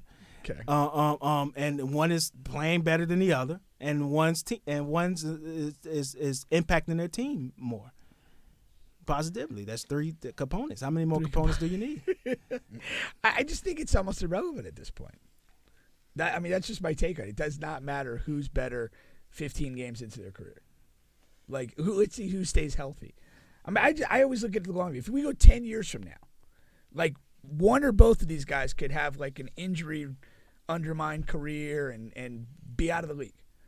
And the other guy could be like a 3-time MVP with 4 rings. Yeah, but let's live in the moment. There's no point. Let's live right now. There's no point. I don't know 20 years from now. I don't know what's going on. I want to talk about what's happening. That's literally like getting the head in the coochie and declaring yourself the greatest coxman ever. Coxman is crazy. That's what you've done. There you are. No, I wish I could chime in, but I don't be watching sports like that, so I don't really be knowing. But I did just catch Wemby. What's his name? Wemby. They played the Clippers recently. I was at the game and shit. Oh yeah. Oh yeah. It's a much better view cool. than how freakish does he look in person, being that tall? He do look like an alien. That's one of his nicknames, right? Alien. Okay, yeah, dude, it's wild, man. That's wild. Yeah. Just Black said JuBoy could work for you. JuBoy. That was an earlier comment. Yeah. I missed that one. JuBoy would be could takes on some other connotations here. Do you have a position on Israel and Palestine? No, I don't. JuBoy. That's hilarious. It is hilarious. JuBoy. But I guess, man, if you want to take my joy away, well, you can have all the joy you want. Man. Hand job yourself to heaven. That's hilarious. All right, man. Let's move it along here, man. We got 2 more here. Let's go Deion here. All right, so of course, Colorado, Deion and Colorado's hitting a rough patch here. We've been tracking that. And 2 things here. So right now he's saying this is the toughest stretch of his life, which you could kind of understand and agree, because keep in mind he has done a lot of losing. Bear in mind though, this is a guy who attempted suicide, saying that this is the toughest stretch of his life. Oh wow, yeah, yeah, that's meaning something. That definitely means something. Yeah. And then also he's on the other end, he's saying that Colorado won't buy any players to lure and recruits with money. But now that's I think that's important. That's big too, because I think that's something he didn't just say that just to say it. I think that's something he's dealing with currently, because a lot of players, we just assume that Deion is going to get all the top players, but these top players are getting a lot of fucking money thrown at them. Yeah. A lot of those guys are going to go where the bag is at. Well, over just I'm going to go because Deion is here. Couple things of that. It's literally a replay of what Saban said about Jimbo Fisher a couple years ago. That he was just paying all these guys. But and Deion. I'm strong. We strong. Then. Yeah, Jameis, I like it. Yeah. But the irony is that Deion was the one who called Saban on the move and said, Nick's not talking to Jimbo. He ain't talking to me. He's talking to his boosters, telling them they need to come up with more money. And you could take it the same way. But I do think this is a weakness of the Deion structure and having his son there. In that, I do think, the marketing of the program gravitates to Shedeur and him. And the money goes to them. He's got a legitimate problem of how do we spread this money to make it attractive to these other guys. That you could do that. Now, the same token, Georgia and Alabama and Clemson and whoever could be like, you're our guy. You're the 5-star offensive tackle. We're going to set this up for you and do all this for you. And they're going to say, yeah, Deion's only worried about his kid and maybe Travis. He ain't going to worry about you. Yeah. He's not worried about you. You're going to be blocking with 4 guys that can't hold water. And it's going to be effective. There's no evidence to the contrary. Yeah. But I do think because he called it himself a couple years ago when the shoe was on the other foot. Speaking of the devil. Damn right. I just saw you in the comments. He was in the car pounding that out. Yeah. Whoa. Wow. Take that back. Okay, Judas. Right now. Yeah. But I'm going to say with Dia, I think he's signaling to the boosters that they need to come up with more if they want to compete. That's what I'm taking it as, face value. Now, and I know you're not the biggest sports person, but you've been tracking this Deion thing a little bit, right? You've been watching the mayhem. Yeah, I know a little bit what's going on now. I just don't be watching sports like that, but I do know about him moving from Colorado to where he at now. No. He went from Jackson State. From HBCU to Colorado. Yeah. Exactly. See, I just know a little bit. Very little bit. Yeah. Sometimes I feel a little bad because I came on midstream probably after they went by 3-0, 3-1 or whatever, and I was like, I kind of hope for a derail here a little bit because I'm a Gator fan. I want Deion. Got one. I know I got, and I got what I wanted, but then I feel a little bad because I want Deion. It's one of those things where I want you to be good, I just don't want you to be better than me, type of thing. So I'm a Gator fan, right? So I want Deion to be well. I just don't want him to be better than me. Well, that's exactly. And you even worse than the fucking Gators. No, that's exactly what you guys have 5 wins and he has 4. Yeah, that's real. Why you a Gator fan? Because you went to BCU? Closer to the Gators or something? Closer to the Gators. That's right. You were a big Aaron Hernandez guy, right? Huge. Okay. Yeah, you're right, though. I'm a Wildcat and a Gator, man. I'm a Tallahassee, animal, you know what I'm saying? That's right. FSU fam, you dig? Same here. Yeah, man. Kanzu tight.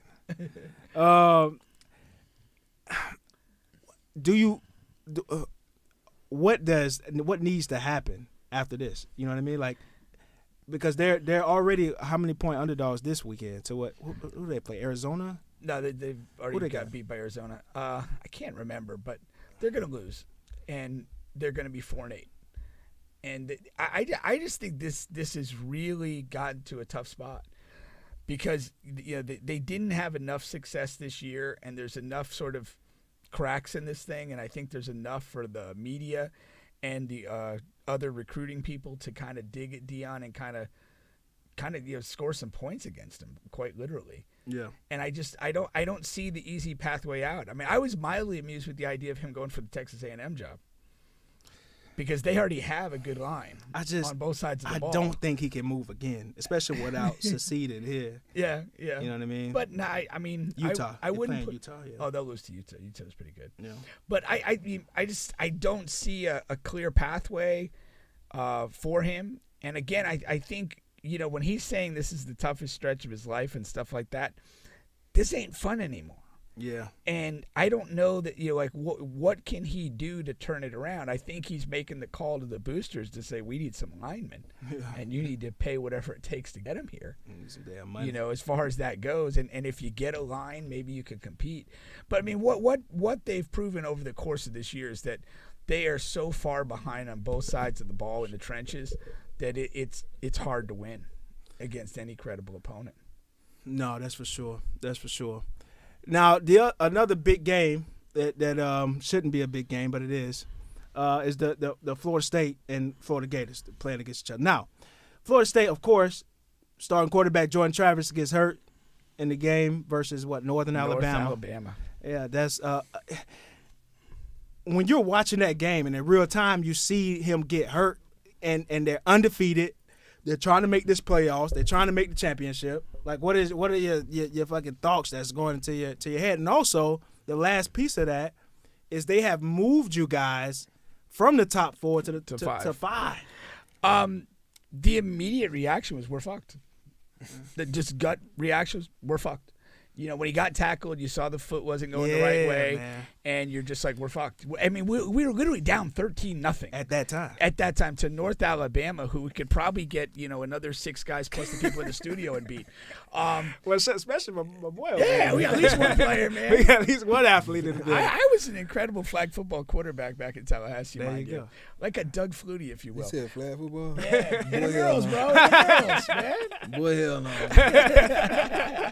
That's like saying, I used to play JV in high school and shit. Well, Jesus Christ, you didn't think I played for I'm the just Bills playing for real. But no, that my immediate reactions were fucked. We might even lose this game. Yeah. To their credit, the team responded well. We got rolling and won. And then when you kind of after the initial shock, you kind of start to calculate and think through. And kind of the thing I settled on is like, Travis is graduating anyway. We didn't, we're not planning on being a shit team next year. So, you got enough talent. You should move forward. And again, I don't know that we could beat Georgia or maybe Ohio State or Michigan, one of those teams, without Travis on this particular roster. But, I think there's a way to beat the Gators. I think there's a way to beat Louisville and maybe get in that Final Four. We still have a lot of talent. I mean, that's the thing. Our defense is untouched by this injury. And offensively, you put in the backup quarterback, and you've still got, Keon, you got Benson, you got weapons. So if you can just play to the strength of the weapons, you can win these next couple games. Are you going to feel cheated if you guys beat Florida, beat Louisville, you went out, but Washington wins out, and you guys are stuck in that 5th place? Are you guys going to feel cheated? Yeah, how would you not? Huh? How would you not feel cheated? Because your starting quarterback, fucking whole leg got dispersed from his body. But if we win these next 2 games, that's what I'm asking. You would feel cheated if you win the next 2 games. Yeah. If you lose either one of these 2 then games, you're just not good enough. Yeah. You're just not good enough. But if you win these 2 games, you feel like you deserve the chance. Yeah. And I'm not. The Pac-12. Fuck those guys. Fuck them raw. They don't impress me. And Ohio State and Michigan, one of those bastards has to lose. One of them has to lose. I mean, theoretically, Washington can win out. We can win out. Or Georgia can win out. And and Ohio State or Michigan wins out. And to me, like, we belong in that 4. Yeah. You bump the loser of the Ohio-Michigan State game, and that's it. And I don't have a problem doing that because I feel like, for all practical purposes, the playoffs begin Saturday for Michigan and Ohio State. Yeah. That's your playoff. Yeah. You win, you're in. If you lose it, hey, that was your chance. You had your own destiny in your hands. You had 60 minutes to get it done. You didn't.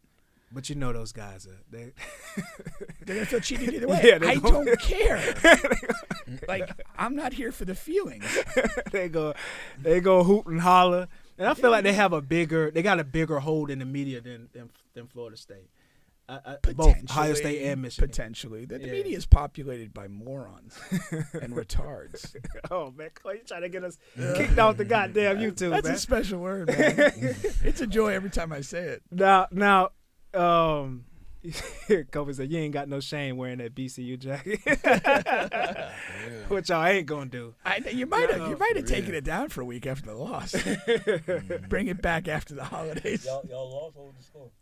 A lot too little. No, they barely beat us. And here goes the thing: FAMU is the best team in the conference, and we're one of the worst teams, and they barely beat us. But they barely beat us, man. What was the score? And they should be ashamed of themselves. What was the score? They should be ashamed of themselves. It was a one-score game. What was the score though? You still ain't answered the question. We here to talk about the Florida Gators right now. You're dodging this question. I'm not dodging the question. Hell yeah, you are. I was sick. I couldn't even go. I was coming back from my cruise. You could have been still in dodgeball. But it's okay. We leading the series. Okay. But I do think the irony though is the Gators are also without their starter. That's the fucking thing. That's kind of funny. We get to a point where we're not as good as Florida State. And then here we are, we're watching this game, and Jordan Travis' dispersed leg comes attached from his body, and we're thinking, damn, we have a fucking chance to beat Florida State this year. How crazy is that? And they're losing 13-0 to North Alabama. That's like Edward Waters in Jacksonville. That's the same level of team. And if they can damn near beat Florida State, then we can too, because we have at least a competent quarterback who's been competent all year. He's not good or great or anything, but he's okay. And then he gets fucking hurt. So now we got to trot out this freshman out here.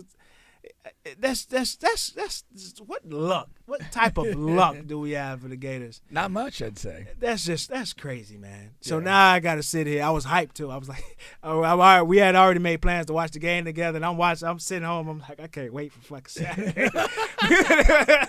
I can't wait to watch this game with Pete. We gonna beat Florida State ass, and we gonna stop them from going to the playoffs. And, you want to watch me go into a full meltdown? Nah, this is some shit. But yeah. We'll see. We'll see how that game. I hope we spank you so bad DCF's called. Now, JuJu, I asked if you had a story, man, crazy or funny, or otherwise. Yeah, I got one from Of your time. Yeah, so I could tell you about this story when I went to Atlanta to work the BET Hip Hop Awards in 2014. Now, you're a good storyteller in your music, so it's a little pressure on you right now. Hey, man, I'm freestyling right now. I did. But no, it was just crazy because my homegirl, shout out to Lo, it was actually the wedding that I freestyled at. It was her wedding, so that's like my sister, so shout out to Lo. She was working for BET at the time, and she was doing all the shows like walking this artist to their seat and stuff like that. Okay. And she had put me on because, I was doing the music shit, and she was like, man, you should come with me to the BET Hip Hop Awards in 2014. And this was like right after I dropped 6 or 7 Purple, when I was telling you I dropped that. First. So we went, and I was excited, bro. You know what I'm saying? This is my first time even doing some shit like this, or like being at a award show backstage. You know what I'm saying? Right. And where was that? It was in Atlanta. Okay. I think they do it in Atlanta every year. But so so we go or whatever, and they do dress rehearsal one day, and the day before.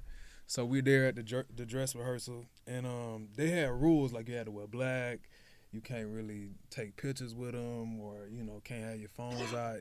You damn sure can't promote nothing or whatever, right? So that's like, and it's like, they kind of being dead ass serious about their rules. You know what I'm saying? They checking niggas at the door, like, you got on all black, all that. So we go to the dress rehearsal, and I actually saw like a couple artists. I saw Thug walking there. That was my first time seeing Young Thug. Well, that was the only time I saw Young Thug. Well, I saw him at a club in LA one time too when I moved out there, but yeah, they assigned me to Boosie, right?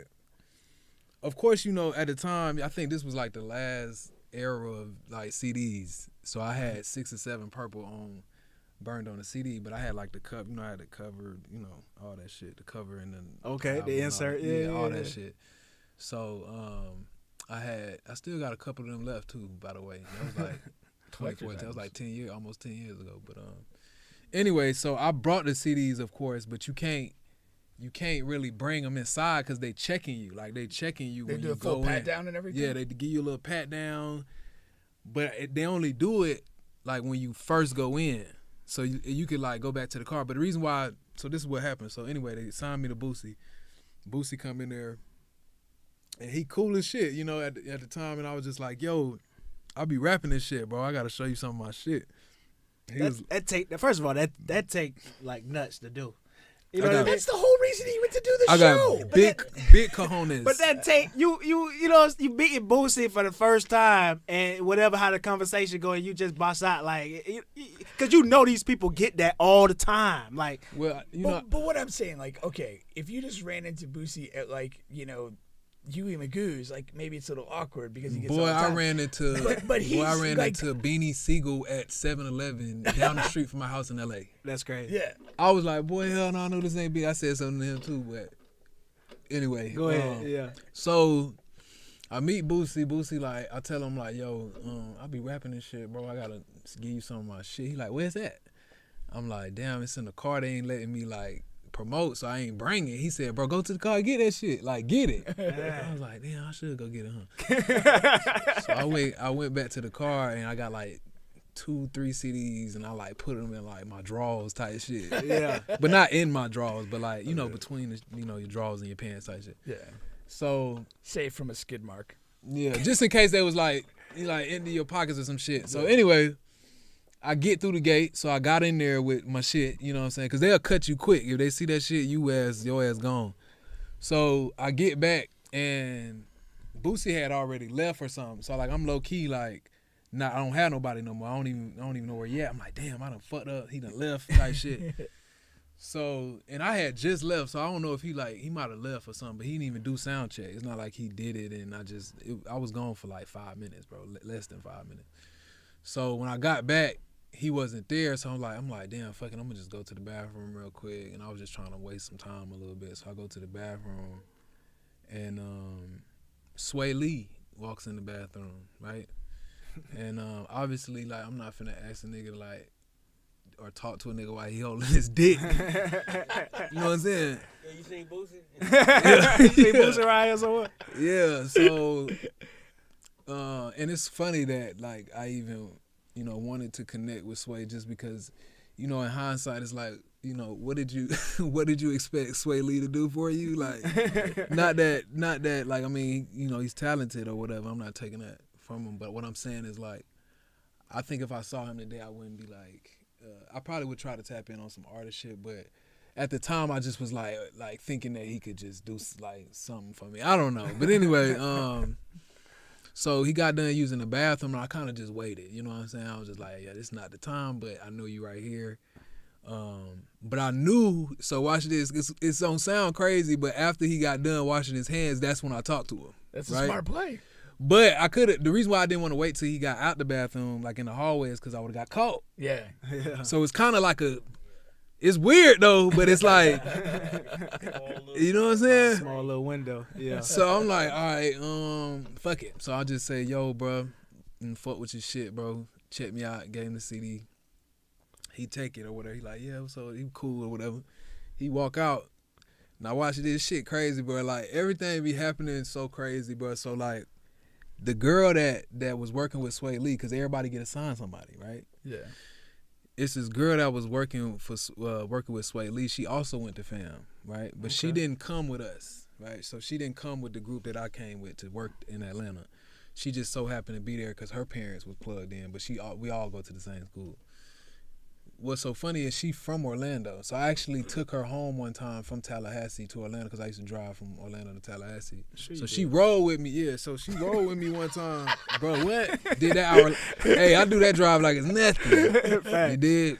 But, yeah, so come to find out, the girl didn't like Lo. And remember I was telling you Lo is the one who put me on. Yeah. So I guess she felt like, because Lo bringing people on or something, she was just salty. Mind you, I know her. Like, I know you. Yeah. Fuck all that. Yeah. I know you, and you rode in my car. I took you home. Hold me, bitch. I don't even think I charged her gas money, like, shorty. You know what I'm saying? So I'm not thinking nothing of it. But this the thing. Sway Lee got the CD in his hand. Cause he just got in the bathroom. You know, nigga wearing skin tight jeans and shit. Nigga can't put no CD in his pants. So he walking with it in his hand. Cause I saw him. I left right after him. He got it in his hand, like kind of walking with it. Next thing I know, bro, I'm leaving it. We leaving the motherfucking dress rehearsal, the sound check, and Lo get a call. So she answered the call and she got it on speakerphone. I'm in the car with her. And they like, yeah, Laurel. She like, yeah. She was like, you know a Julian Harris? And she was like, yeah, that's my boy. But when they was like, yeah, he can't work tomorrow because he gave his CD to Sway Lee. Damn. And she was just like, what? Because I don't even know if I had told her at the time yet. But she kept trying to like get me to go. So the next day, and this is the thing, this is the reason why I brought up the girl. She told. Because the only person that would know that cover of that tape would be somebody that went to film. Right. Nobody else would have known that was me. Right. So what she did was she saw the tape and was like, oh, he promoting, told whoever she told, and then they kicked me off. So the next day. They said your full name, so she. Exactly. And she know it because, again, we know each other. So anyway, the next day I tried to sneak up there. Like, I still tried to go regardless. Even though they was like, he ain't good. You ain't good up here. You know what I'm saying? I went anyway because we was just like, trying to be hopeful and shit. Optimistic.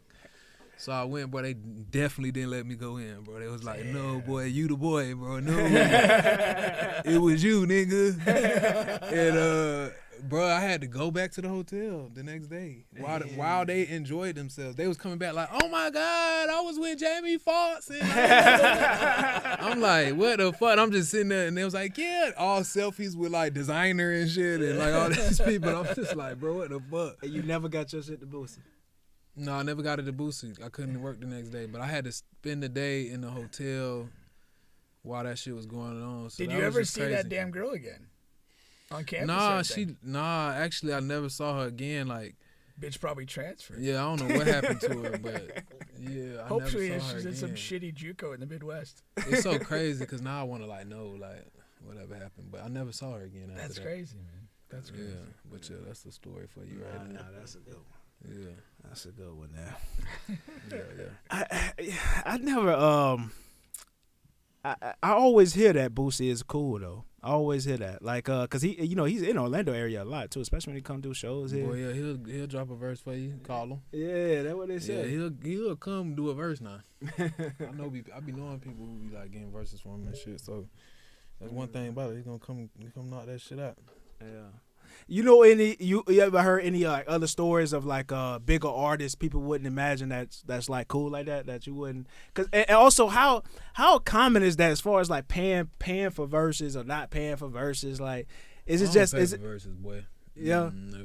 Would you not? I did pay Cash Kid. I threw him some bread, but he didn't even ask me really for like a number. He was just like, bro, whatever you got. But Cash Kid, like, low key, like, known in Detroit for real. So for me, it was he's like, a name. So to me, so I looked at it like, hell yeah, I fuck with you, bro. You know what I'm saying? Yeah. And I fuck with you like when I have paid, it's been like that, But I don't really, to be honest, I really don't. Like, even I'm thinking about good JuJu and the features and bad JuJu and shit. It's like, all that shit was free.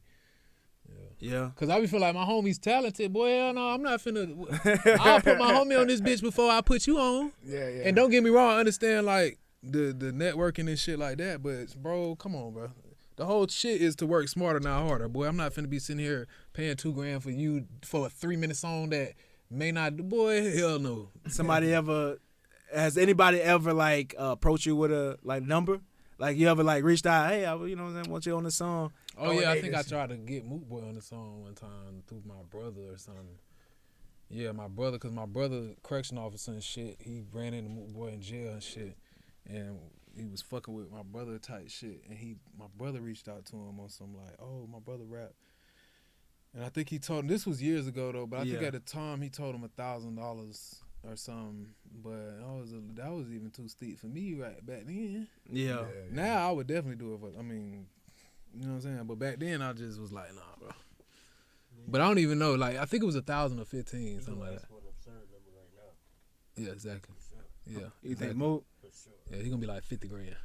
Stop it. I don't know, but look, Moot, I need the feature, bro. That's one of the niggas that I would like doing a feature with. So, bro, fuck with your boy. I ain't paying 1,000 or 15, but so I'm gonna just have to get popping and shit.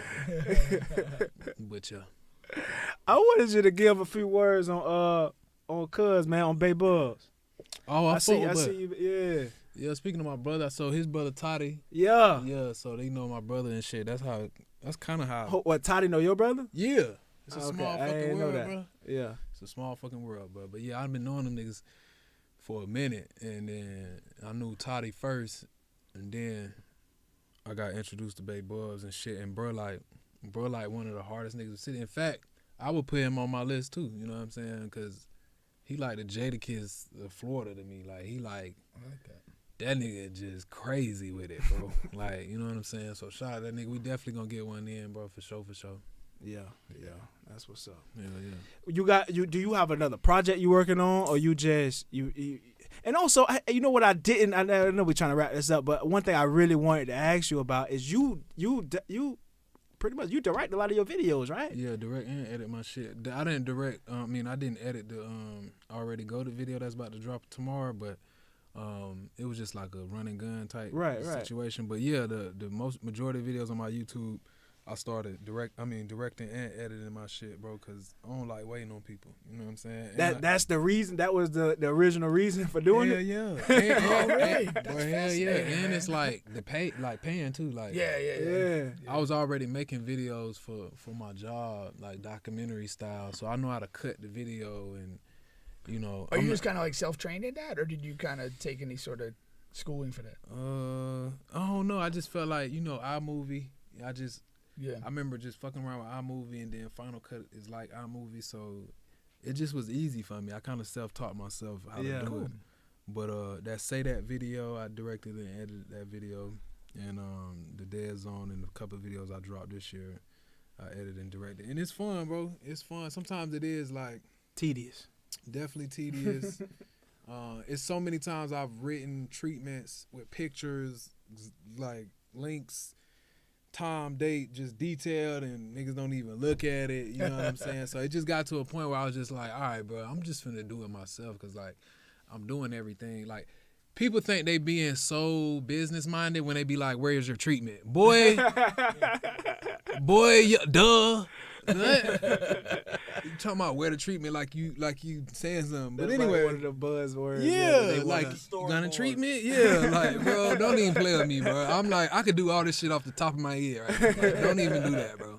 And they know they can too. Yeah, so like, yeah, that's what motivated me to do it though. Is just that's people. fire, dog. That's Mhm. like really fire. Yeah. And another thing that just don't get talked about. Yeah. Do you use a camera person though when you're to Yeah, shoot it? absolutely. Okay. Absolutely. Okay.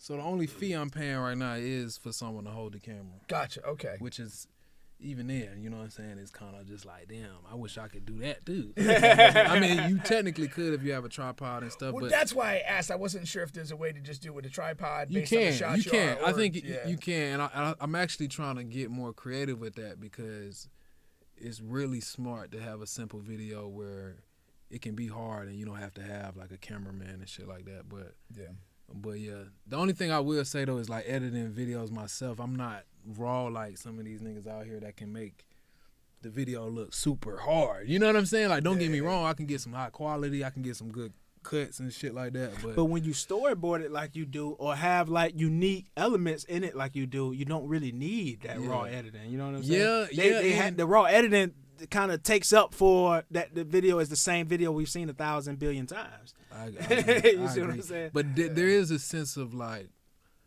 normalcy as it comes to like, I feel like our brain when we watch certain content, like sometimes it's almost like saying if it's too put together, it just ain't gonna register like how it's like a good example is like producers and like certain beats. Like if you go get a Tay Keith beat, you already know you kind of winning your audience. Tay Keith, fuck these niggas up. As soon as they hear that, they're gonna be like, oh yeah, I don't know who this is, but I'm gonna give it a listen.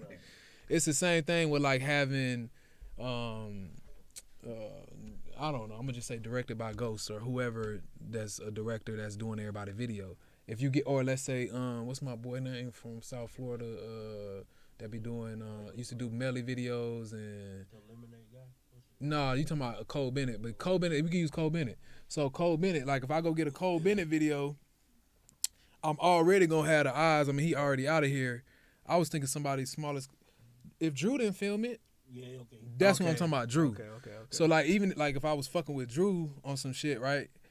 It's already a following there, and it's already a familiarity. I said it wrong with the style. So you already winning over the audience a little bit. So that I will say, it's kind of like having a tag. That's why I use a tag from a producer as an example, because like having that tag on the video does make a difference though, especially if you see like Jerry filmed it, like the niggas that be doing the Detroit videos and shit, like Jerry, you know, or like whoever. But when you see that, it make you feel like, oh, damn, this person probably like a real deal artist. You know what I'm saying? Yeah.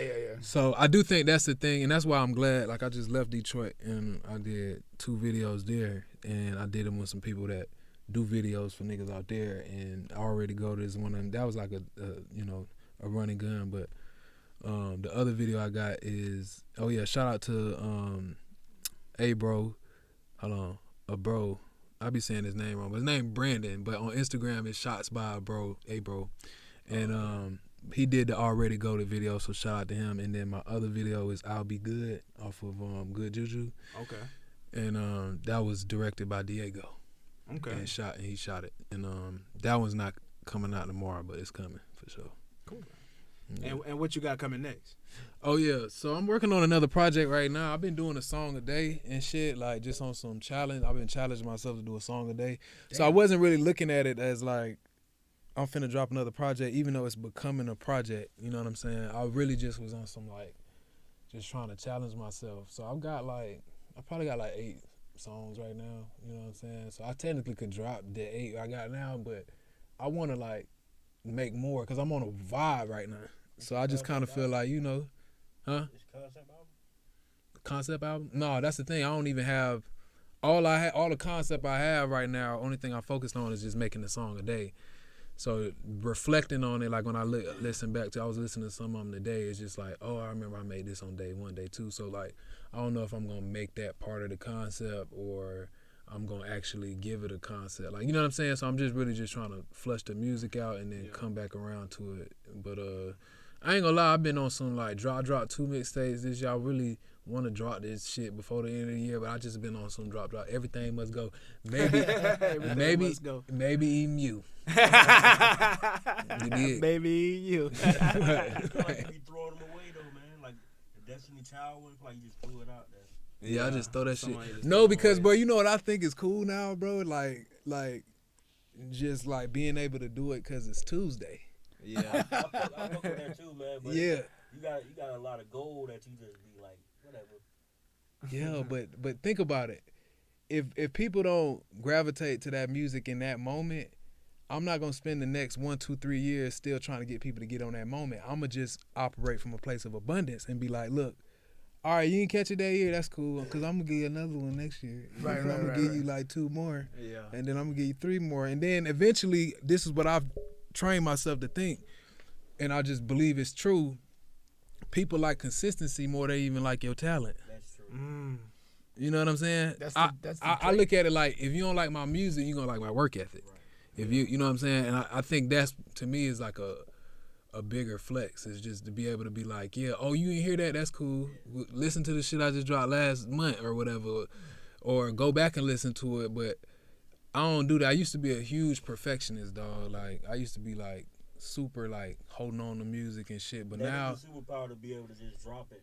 But yeah. You got to date one of them though. Something you got to date long enough for people to gravitate to. No, I do agree with that, and I think certain songs like Say That and certain songs like Say That is my most played. And Raw Exchange is the top 2. Yeah. You still go. Yeah, no, 100%. And I think the way I look about certain songs, like singles like that or whatever, especially if they came out a year ago or 2 years ago, I definitely would be like, those songs I would perform in LA right now. So it's not to say, like, to your point, you right? Like, I'm not gonna go to LA and be like, oh, because I dropped Raw Exchange and Say That 2 years ago, right, I'm not doing it for y'all. Boy, hell no, I'm gonna do Raw Exchange and Say That for y'all. Y'all never heard it. Right, and I'm gonna do my new shit. So my show gonna be crazy. You know what I'm saying? So I look at it like, yeah, I'm definitely down to still use that music in other ways, but I don't just be harping on like Like I was talking to my cousin today. I was like, yeah, he heard one of my songs before it released, and he didn't know it was out. And I was just like, bro, I don't even get offended because it's like, bro, you heard the song. That was the goal. Like the goal, you heard the song. I'm not tripping if somebody not saying it's the album of the decade, bro. It's all good, bro. I'm eventually get there. You know what I'm saying? So yeah. Yeah, you mentioned you have not performed in LA yet, right? No. Is that by choice or is it something you're building Yeah, I mean toward? it is a little bit by choice because I think if you put yourself out there and you want to do it, you can do it. But to me, it just got to make sense. I think I'm over the stage of like open mics and shit. Like, don't get me wrong, I think that's beautiful, but I don't think for me like that's not a goal for mine. Like I want to do my own show. Right. You know what I'm saying? Gotcha. Yeah. I want to put on my own show, and I felt like I needed to put in the work up until that point in LA, up until this point, because now I do feel like I can do a show, and I've been talking to niggas about doing it. But I feel like the timing is right now, because before it's like, nigga, we don't know who you is, and I know that's the point. Like, but it's like, how you gonna get people to come if you don't know nobody there? Right. Even if you do think you talented, it's like, so especially out there where everybody is. Exactly. So yeah, I think now I'm gonna be in 2024 for sure. I'm gonna be performing somewhere and putting on my own event. So Cool. I like it. yeah. You know what I'm glad went away? I'm glad that pyramid scheme performance thing went away, where you get 20 guys on the ticket, have them pay $500, tell them it's a $1,000. Go away, bro. Oh yeah, they still do it. No. Oh yeah, they still do that. Guys still signing up for that?